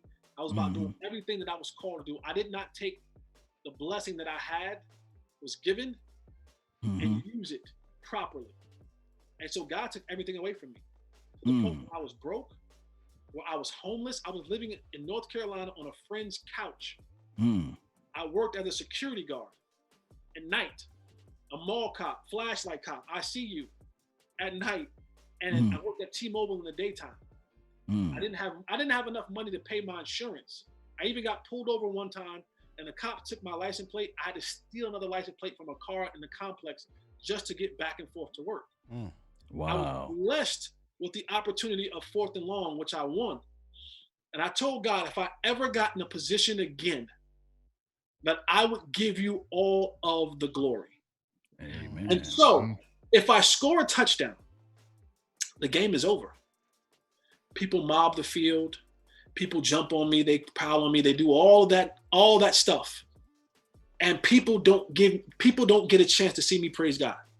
But because I was tackled at the 1 yard line, the cameras on a national TV game for the greatest franchise in the world, that moment And when you see me go up like this, all I'm saying glory. I'm saying thank you. I am not worthy for this moment. I'm saying you hear Chills, me? man. I'm saying glory because in that moment, that was my moment where God was saying, "Will you praise Jesse again, or will you give me the credit?" Wow. And Real talk. in that moment, my natural instinct, my natural thing to do was to give God praise for everything that He took me through and up to that moment. And so people say, well, you should have scored. I was never going to score. That was never in the cards. It was for that moment that somebody watched that and said, glory to God. Praise God. Hallelujah. Amen. There was somebody who watched that and said, that man is about Jesus. That man is about Christ. And there was somebody who saw that wanted to know more about Christ from that very moment. But the nation and on Sports Center, on all the highlight shows, had to watch me get up and raise my hands to the heaven and give God praise. And there was nothing that no one could do about that because you couldn't show that play without showing the end result. Right. People say, oh, you should have scored, you should have scored. I always laugh and say it was never for me to score. And I gave y'all Dan Bailey because Dan Bailey missed the field goal. Never missed that field Oh, yeah. Redemption. Field goal. So I gave him a chance to redeem himself, and then he went on and made like 30 in a row. Yeah. Broke the record. He made like it happened. You remember that. So y'all can thank me for giving y'all Dan Bailey. But that is the reason, and that Dante Whitner is really fast, why I didn't score a touchdown. Jesse, that was amazing. That was amazing. That got to be in our Hall of Fame of stories so far. Okay, I think that's how it ended, fellas. I think because there's nothing I can say greater than that. No, nah. That's why I said that. You dropped the mic. That's it. You dropped the mic. You Obama dropped that mic, man. Yeah, We you dropped the mic on that thank one. you for coming on here, brother. We really do. Yes, and spending indeed. as long as you did. I believe this is our longest. 2 hours interview. and 4 minutes and 22 seconds. we've done. Man, This is the longest one we've straight, done. no commercials. Straight fire, man. Unbelievable. Straight man. fire. It's Wow. been a blessing and an honor to have you on here. You represent really what we represent on this show, and that's being true to yourself and being real and sticking by what you have to say.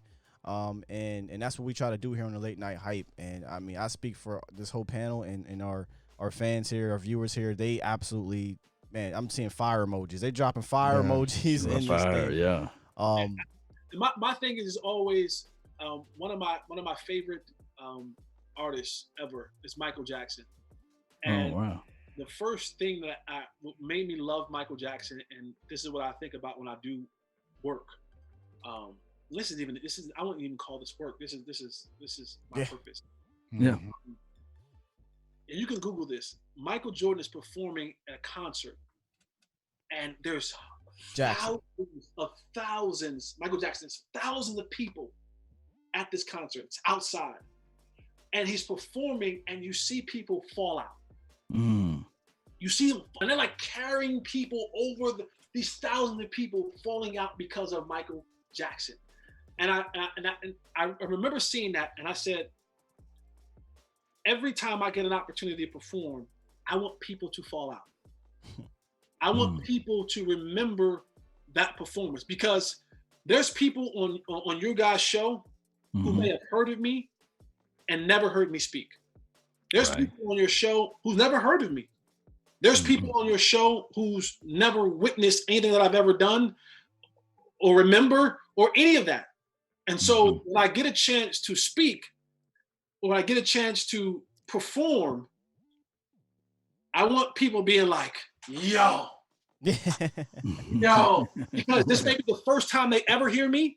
There's someone on your line that vouched for me. There's someone who told someone, yo, on the late night joint, Jesse Holley, you need to watch. They'll be talking about it. They will be saying that. But that person who vouched for me, I want them to be right. So, and then I'm always going to be me. I don't know how to be anyone else but that, because at the end of the day, I got this really big mirror in my bathroom, and I got to walk by it a lot. And the day that I don't like the person that's looking back at me is the day that I have a problem. And so whether I get on this platform or on Twitter or on any other platform, I'm going to be the person that when I walk by that mirror, I'm going to be okay with the person that's looking back at me. So I'm never going to fabricate stuff. I'm never going to make stuff up. I'm never going to try to be something that I'm not, because that person that looks back at me in that mirror, that's the person that I have to be true to. And if I don't like what I see that's looking back at me, that's a problem. So I'm always going to make sure that that guy that looks back at me in that mirror, I'm like this. We good. We cool. We cool. Oh my goodness, man, unbelievable. Yeah, you dropping all Some type lessons, of man. Some lessons here, you guys, that he's preaching here, and I love it. Absolutely love it. I'm gonna run some of this back just to listen. You know, You're right. Bring Me and that beat myself. back. run it back just to listen. You guys got some parting shots for him here. I don't want to hog Yeah. up the mic because I could go. Yeah, I just want to say, and I know you got to go because it's been 2 hours, but I just want to say, Dominique, that's in the chat box over here, he said, you are now his new favorite athlete. So that's just like you said, all it takes is one person. That'll change, but I appreciate it, brother. Hey man, that's what happened. And it's so funny you say that because I'm going to take that model that you talk about. No matter where you go, on whatever show, there's people that haven't seen you, and I try to do that with these shows, man. People haven't seen some of these shows. There's somebody in here that's new. You know, the guy AD, he just came in here yesterday, man, and this is probably the first time he's seen you, speak like this, not just on our show, but period. I don't know. I have to ask AD, and he donated to Helping Hands. So you just never know who you're going to really touch, and you touched him, Right. and that touched us. So, man, wow, fire, man, Wow. absolute Fire, fire. man. I tell you what, I was going to hold off on this announcement for next week's show, but I'm going to drop it because this is why I'm going to drop it. All right, you ready, Big Game in Law? Yeah. Next week, we have a very special guest, but I think he's got a very hard following because Jesse Holley just ripped it tonight, y'all. He just ripped it. Right. I'm serious. Darren Woodson is going to be here next God. Tuesday. Yeah, Tuesday. Woody. I love watching Woody. His analysis. I grew up. He was one of my favorite players, and I could Law and I know Big Game. You said that was your guy, right? I almost pissed my pants when you told me. I'm keeping it real. Right. Oh, Darren Woodson, y'all. That's Woody. I spoke with Woody earlier, and it's on and popping. I'm excited to bring him on the show, but I'm going to tell you right now. You set the precedent very high. Set the bar high. So we go have to Mike tell Woody. He set the bar high over here. Right, buddy. right. Man. You said it all right, man. So I appreciate your time, man. Everybody in the chat, they loved it. I'm pretty sure they're going to run this back. And the panel, I mean, look, we've been rapping with you off air, on air. It's been a blessing. It's been an honor, brother. Really has. Hey, and one last thing, Jesse. This was God's plan tonight. This was God's plan, because just how you said the timing, we had all been talking was so crazy. We had all been talking like, hey, we need to holler at Jesse. And we all had been going back and forth. And just one little thing about the high, somebody gave you a high. That's just God saying, hey, you know what? You're right. Let's make this happen. And it's just a beautiful thing. We really appreciate you. Feelings, guys, Certainly, man. I go a lot on my feelings and discernment, and it felt right. That's why I was like, let's do it. Let's do it. Yes, indeed, man. Like, let's do it. I didn't give no haggling. Let's do it, because that's how I roll. When it feels right, I'm like, all right. God says it's time to go. Let's go. But if it feels right to me, I don't do it. I'm like, Woo! I love you, man. Hey, y'all want to? What y'all want to do? Y'all want to stick around after, or are we gonna wrap it up? That's Do whatever it like you we wanna did do. yesterday. Yeah, we can do it like we can still keep talking. All right, Yeah. so look, we're gonna wrap it up with Jesse. We'll come back, maybe take some calls, and just give us a few minutes to kind of come back down right now, because I ain't gonna lie, I'm We're on a high. a little bit high right now. Appreciate you, Jesse, again. My man, yes, we appreciate you. Make sure y'all drop these fire emojis for Jesse, man. Yes, Yeah. man. We will And follow be- his Twitter. Yes, Right back. follow his Twitter. It's Yes. in the Gmail, helping Helping hands. Helping hand. Holley's helping hands at gmail.com. If you want to donate to the charity or get information on the charity, make sure y'all drop email for him and follow him on Twitter. He also has links on for that as well. So we'll be right back to wrap up the show. Man, it's a good show, man. Real good show.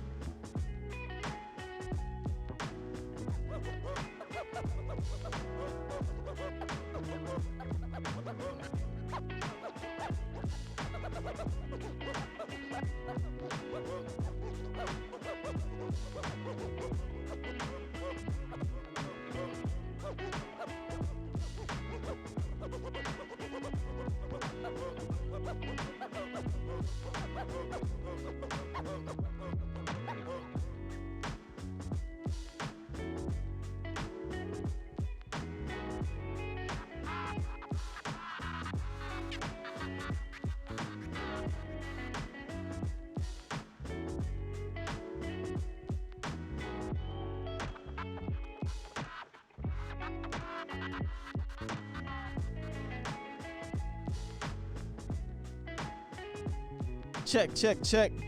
About to come back over for a few minutes. Come on back over. Man.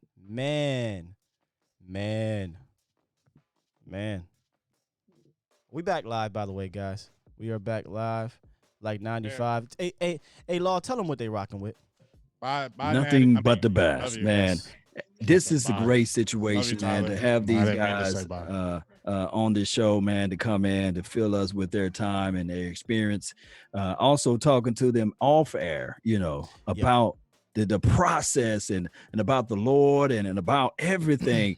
Look, I don't know about you all, but Jesse told us that we're heading in the right direction, basically. And how you feel about that, Sky? No, Jesse was saying things off air that, we kind of been talking about ourselves, and it's just so interesting when you see people that's been in the industry, that is in the industry, and that's been places that we want to go, that are saying those type of things. So it's awesome, and I mean, I'm not gonna lie, there was times during that damn interview I got chills. Especially towards the end there, and I seen people in the chat were feeling the same way. E2, what's up, E2 Blue? He stuck around, man. Yeah, E2 was in He it. said great stuff. Josh, my boy Josh stuck around. He said ain't going nowhere. Wow. I mean, just wow. We're not even going to but we're not going to take calls for this one. We just want to come back on and kind of just read through some of these chats here and let you guys know a little bit. Debrief, kind of bring it back down a little bit, because that was amazing. I mean, I don't want to hog the mic, man. You go ahead, Law, and James, how y'all felt about that show there?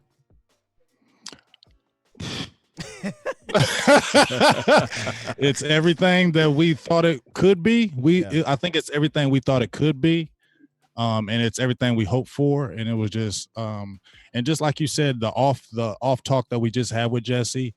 Just really confirmed some things that we have been talking about as a group, what our vision was as a group, and how this all kind of happened.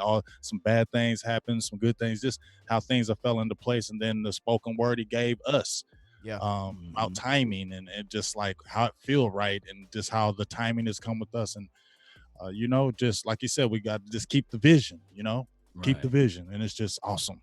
Now, yes, indeed. I don't know if they heard me earlier, but y'all want to give the viewers the great news for next week, and we'll have more information on it, obviously. But I'm still on a high. Can I say this one? I want to give my guy Skywalker, because look, let me just tell y'all, we all be on our grind individually. Like, I mean, we don't want to tell you too much stuff on the behind the scenes, but when we're out every day, like you guys, we're grinding, talking to each other pretty much every day. Hey, we did this. Right. Hey, I got that. Hey, you did this. We got this. Hey, you know what I'm saying? We're doing that. And when Skywalker, when we were inside this certain chat and we heard that Woodson, see, every time we get an interview, I go through my crib screaming, and I do my dance, and all the girls jump around me, and we all hug each other. And I'm like, what's my name? They're like, Big Game James, Big Game James. So, man, when we had, when Skywalker said, hey, dog, Woody, Dog, the screams was loud. It was they were jumping. Oh man, that I'm sorry. I'm not even trying to be starstruck, but this is a dude I watched when I was young. You know what I'm saying? This is a dude I would never thought I would ever talk to. You feel me? And for me to see him and the much love of, I love my Cowboys as much as I love Darren Woodson, watching him, and now this man's like gonna be here. I mean, I ain't gonna lie. It's amazing. Like I don't know what to say. That's Woody. Yeah.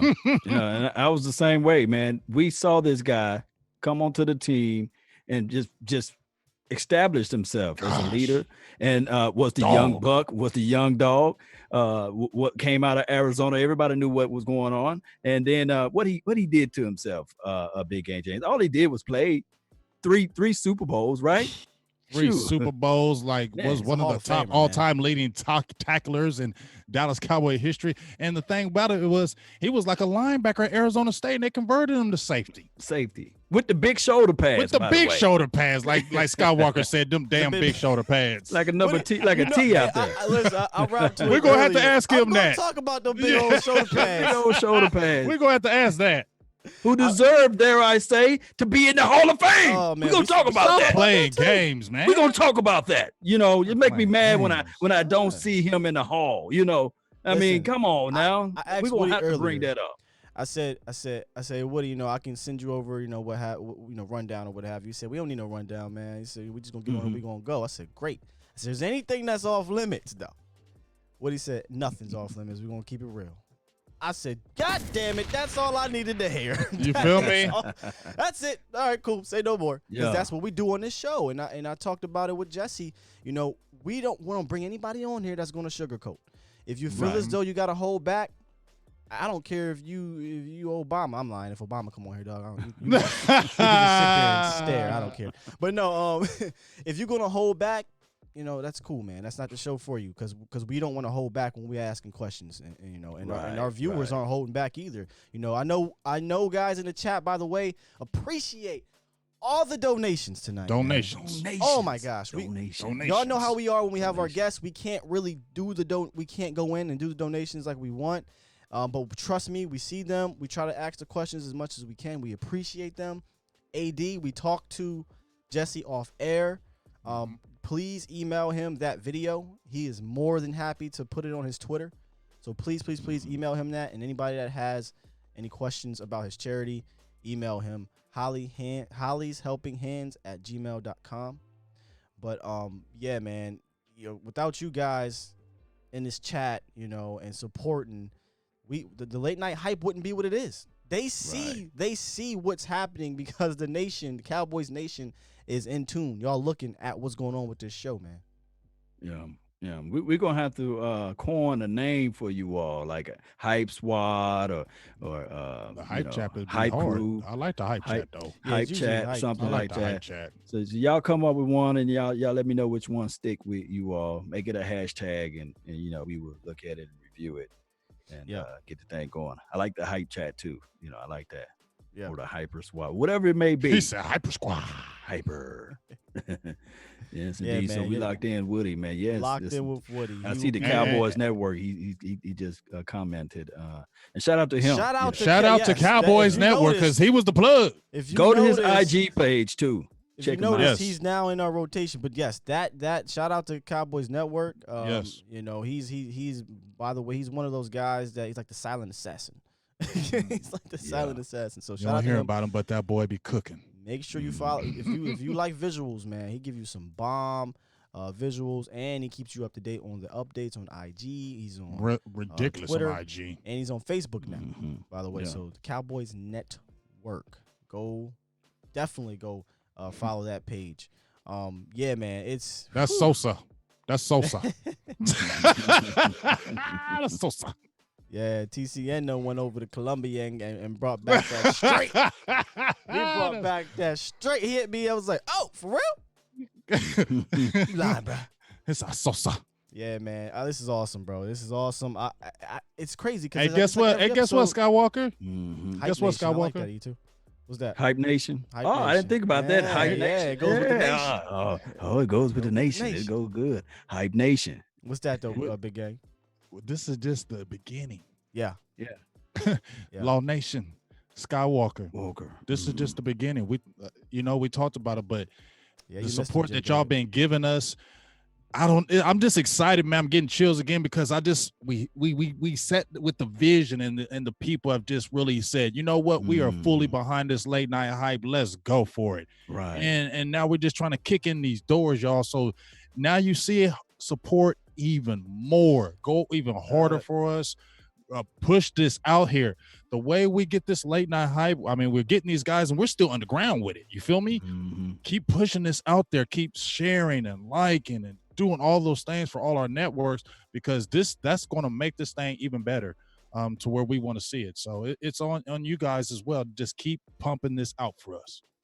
Yes, indeed, man. Hey, Man, this is good stuff. I have to remember to make a Cash App thing for everybody. But if you don't know our Cash Apps, I'll relay mine and then you guys can tell yours. Mine's is $ Chill Will 1026. That's the Cash App, because some people can't do the donations through Super Chat or PayPal, so they do Cash App. So that's mine. I have it up there. You can go ahead, Big Game. Mine is the $ and Big Game James, capital B, capital G, capital J, 72. Yes. And LAWS Nation, that's where you can find it on the Cash App and also PayPal. So you guys can support in multiple ways. But the best way, if you can't support financially with remunerations for the nation, share. Subscribe. Also become a member if you like it. Yes. So tell that friend and neighbor. You just walk outside and you see somebody, especially with the silver and blue on. You say, "Hey, thank you, E2. I got one thing to say to you. How about them Cowboys?" And tell them, "How about them?" And then you tell them, "Hey, there's this crew that come on late at night, late night hype." And I'm telling you, grab them. The name will grab them. The name grab them and hold them. Grab them and hold them and grab them. But we do this for fun, and we do this for marketing and promoting and pushing things out, our mindset, our independent opinions. But we get along pretty well, and we don't like this team. Guess what? We don't like them. Love this team. So I know for sure that you guys love the team too, especially sitting here for 2 hours and 31 minutes. Yeah. Long time. To That's speak your mind. Uncut, raw. No commercial breaks. No, hey, let's talk about this particular point. This is the natural flavor that you guys are getting. And Jesse was just talking about prophesizing, almost talking about the vision and the plan. Shout out to you, Keith. Man, but I tell you this, when there's hope in the future, there's power in the present. So right now, everybody under the sound of my voice, man, we are trying to give you guys the unfiltered, the raw, authentic, original, flavor from the nation, from Big Game James, everything else with Skywalker still with the new feel, and Big Game James, everything else remained the same. Baby, this thing is going to be banana crazy when the season starts. He said banana crazy. Banana crazy. Yeah, see that banana crazy. It's just swishy and it just go everywhere. And it's just slimy. You just can't grab onto it. It's just crazy. Or you play Mario Kart back in the day, you flip on that banana. Think about this though, Law. Think about this. Go with it. Let's say by chance, okay, we feel like there's going to be a season, but let's think that what if their fans can't go to the games, right? Let's say that happens and fans can't attend the games. Man, well, guess what?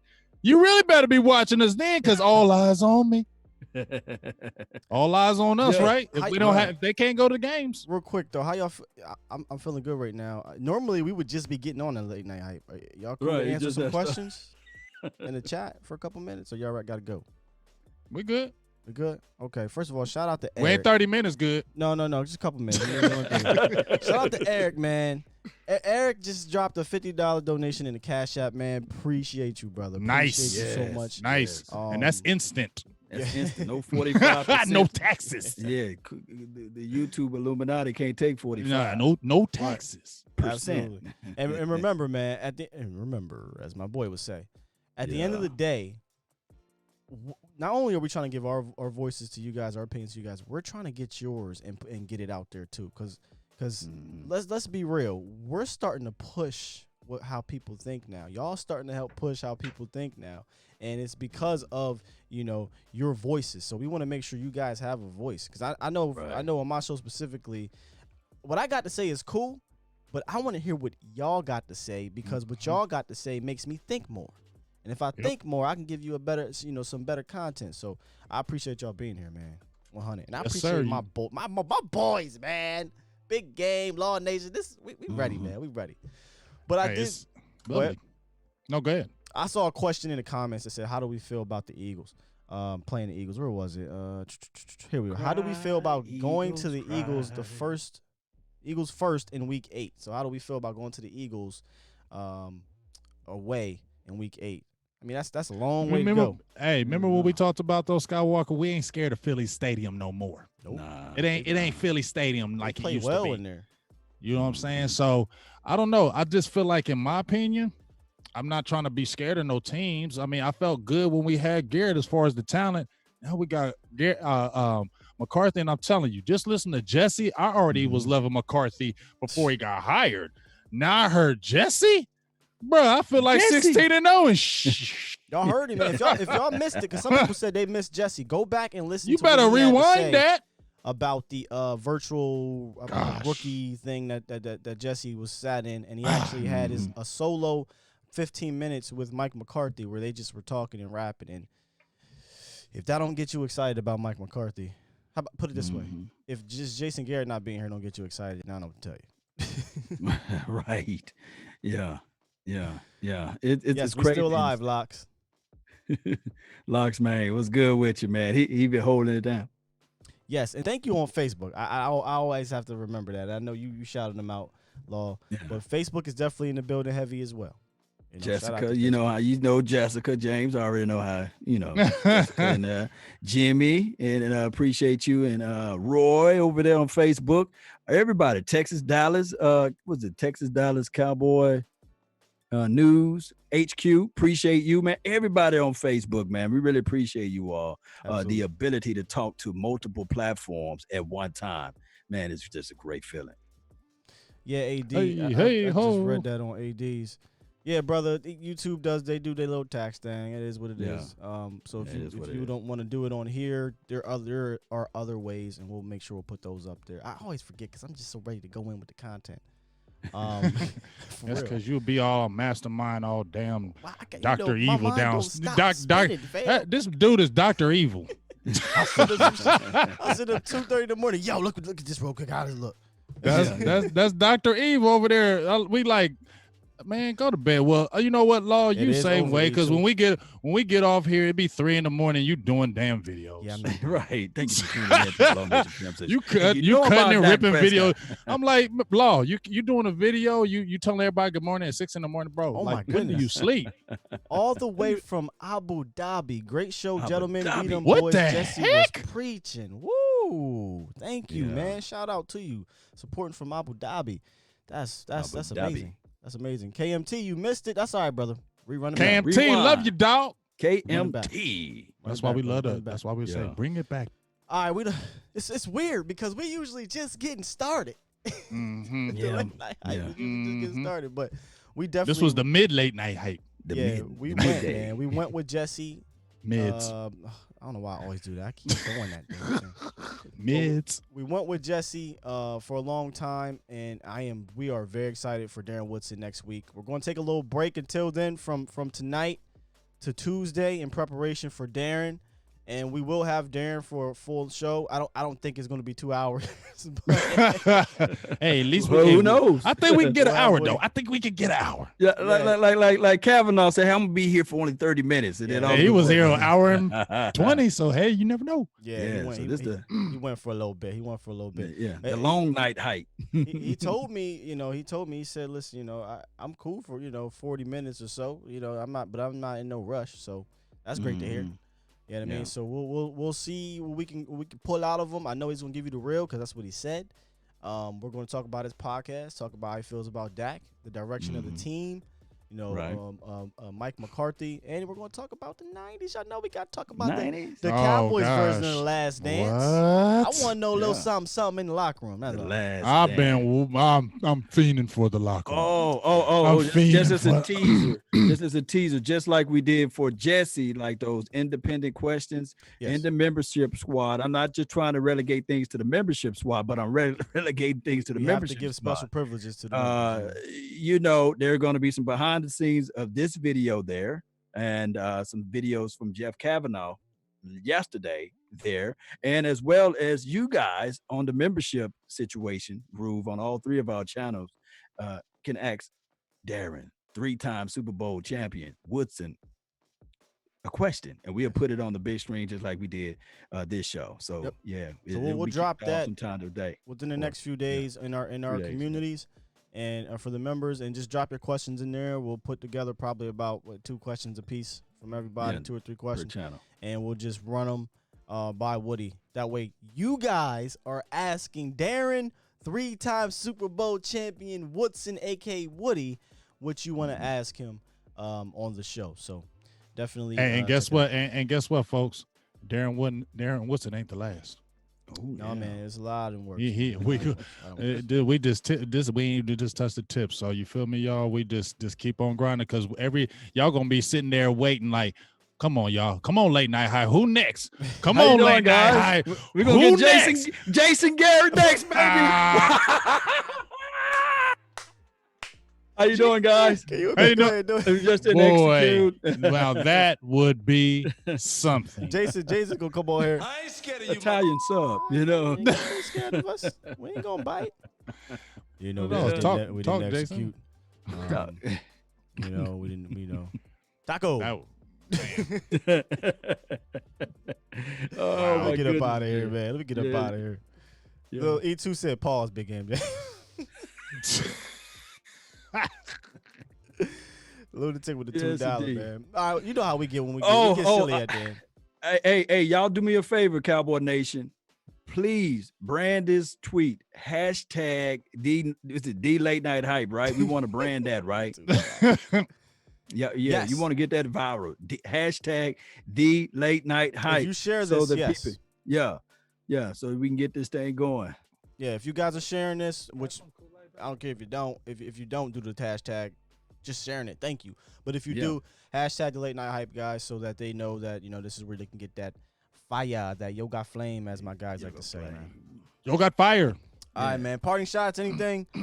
Amazon TV, Law Nation TV, Facebook, Maui. MySpace, Black Planet, yes, Twitter, Tweets, all of those spots, man. Shout Let's out to go. the mods, man. Y'all Yeah, help shout out out to to the y'all. mods. Shout out to all the Yeah. fams. I just want to tell my members, my premium members, make sure you be on the lookout this week. I know we've been doing all our shows, but remember I told you premium members are going to be on the show with me maybe 10, 15 minutes. So we're going to get all that together. So when we do a solo show, we're going to get that popping for you guys to jump on there. And you hear y'all live, hear your views live. So make sure my premium members get at me so we can make that happen. T-Mac said, Sky, I got to get the late night hype shirts popping. Remember, I put a teaser out with the hoodies and the Yeah. T-shirt. I'll bring it back up on the next show. Y'all can tell me if y'all like them or whatnot, and we'll see what happens with the T-shirts. We'll see what happens. I'm so far from that at this point. I did put it out there just to get a teaser, but right now I'm just so in the zone on getting you guys the best content we can get you guys. So Let's go. we'll see what happens with the merch, as my son likes to say. Dad, you got that merch? But all right, man. Listen, thank you guys for rocking out with us as always. Thank you, Daryl. I'm humble. I love it. Love y'all. Shout out to my guys, Big Game, Law Nation. Amazing show today. Run it back. Bring that Run beat back. it back. I'm gonna run it back. I'm gonna be at work tomorrow just listening to us, bro. Just listening to Jesse. Yeah, I'm for Hey, tell them what we is, Big Law Nation. Tell them what we is. You're listening to what? Nothing but the bass. Yes, sir. Let's go. Man, you're good at that. Oh, man, I appreciate it. Appreciate it.